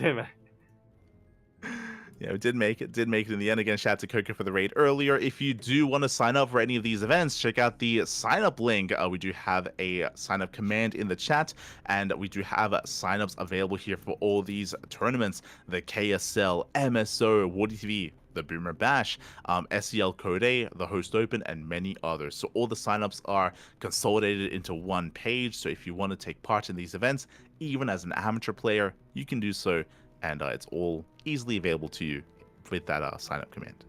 Yeah, so take a look. There's a lot to. There's definitely a lot to participating, a lot to dip your feet in the water. It's, I would say, a very different experience compared to just laddering all the time, and yeah, and encourage everybody to try out for whatever you can, whether it's an amateur event or just a mixed open event. Exactly. So do check out that sign-up list. Otherwise, if you want to help support us here on the CranKy Ducklings, ! Patreon in the chat. So we get a link to the Patreon page. We have recently reached our new goal. So thank you so much to all of our patrons. Thank you so much for all the support that we get in the channel. We just recently reached our goal to boost the prize pool of our amateur events. And our next goal is to boost the prize pool of Sparkling Tuna Cup. Again, all of the money on Patreon goes towards funding Sea Duckling Open, Masters 1 Open, and Sparkling Tuna Cup. It is all funded via Patreon, so thank you so much to all of our patrons, and help us reach that next goal. Almost there. Yeah. Almost there. So close. So, yeah, with that, we also have our weekly schedule. Our next broadcast is going to be in a couple of hours' time. Next broadcast is going to be the KSL. It's going to be in around just over 12 hours, actually. Thank God. Oh. I get to properly sleep at least 8 hours. For a little while before, yeah. No. So we have KSL that it's going to be in over 12 hours time, and we have Masters 1 Open tomorrow night as well. Our weekend is going to be jam-packed when it comes to our schedule. KSL, MSO, we have Fire Grow Cup, we have SEL Masters, Sparkling Tuna Cup. Again, we are live on a daily basis here on the CranKy Ducklings. We are live every single day, multiple times a day. We have plenty of content here, as always, on the CranKy Ducklings. Indeed, we do. So stay tuned. Check the calendar if you need to make a plan, or don't, and just be surprised. Be pleasantly surprised. Just watch the channel 24/7. Something will come up. Just keep it open. Just open up some tabs. There you go. Beautiful. With that, or you can also support us, or you can also check us out on YouTube. If you see something that you like, if you cannot watch it live because of your time zone, because we are live for NA-friendly and EU-friendly times, we're live typically twice a day, at least twice a day, then you can check out our VODs on YouTube. YouTube is the place to be for that VOD content. Otherwise, Yaku, when's the next stream? When are you playing some more Brood War Remastered? What's going on? I genuinely don't know. I genuinely don't know. There are choices to make that will determine my availability soon. So fair enough. I'll keep people updated if and when the Protoss campaign for Brute War happens. When the next stream, it'll be on twitch.tv/Yakuzaku1. And I told myself I would do this after last week, and then I forgot to do it. Somewhere on YouTube is where I'll try to co-stream that as well. I'll figure it out, and I'll announce when over at twitter.com at Emperor Yakuzaku, bluesky.social. Blue Sky at Yakuzaku, ! Discord and chat, so you can find me, so you can find Light, so you can find Kuro, and it's also where you can find a bot that alerts people when any of us goes live. There you go. Do check us out on Discord. Check out Yaku's stream. Meanwhile, I do stream throughout the week as well. Very inconsistent. Usually I'm live here on the CranKy Ducklings. Because I don't really have much time to stream on my personal channel, I try to go live every now and then with some ladder sessions, with some Final Fantasy, with maybe some other games as well. I'm trying to make some more room, but March has suddenly become very jam-packed, full of casting, full of content. So we're having a bit of a harder time actually finding room to, stream, but maybe April. Yeah, April will be different. Copium. We'll see. So again, we've been quite busy here as always on the CranKy Ducklings. Whenever I have some time, I'll stream on my personal channel. Otherwise, check us out here, CranKy Ducklings, all things CranKy Ducklings, Facebook, TikTok, YouTube, Twitter, Instagram, Discord, all things CranKy Ducklings. Thank you so much to Kuro. Kuro, of course, does chime in from time to time, is, of course, handling the production as well, making sure that this does run smoothly. So thank you so much to Kuro for doing so. And with that, we are wrapping up for the week. We're going to be back next week for some more PondCast action, wrapping up on your weekly news. Next week, we should be live on Thursday. Not Friday, Thursday. This time, same place, same channel. Back to the regular schedule. Once the madness of March ends. Yes. The madness is about to end. Otherwise, thank you so much for watching. Yaku, do you have anything to say before we head off for the night? I'm very hungry. I have biscuit that I've been staring at for the past 5 minutes or so. You can get some food. Let's go. Thanks for watching, everyone. Thanks for the support. We'll see you guys in 12 hours time with the Korean StarCraft League. We'll see you guys tomorrow for Master Swan Open. Otherwise, whenever we happen to see you, again, tune into the CranKy Ducklings. We'll see you next time. Until then, ciao. Bye. Merda. Bella.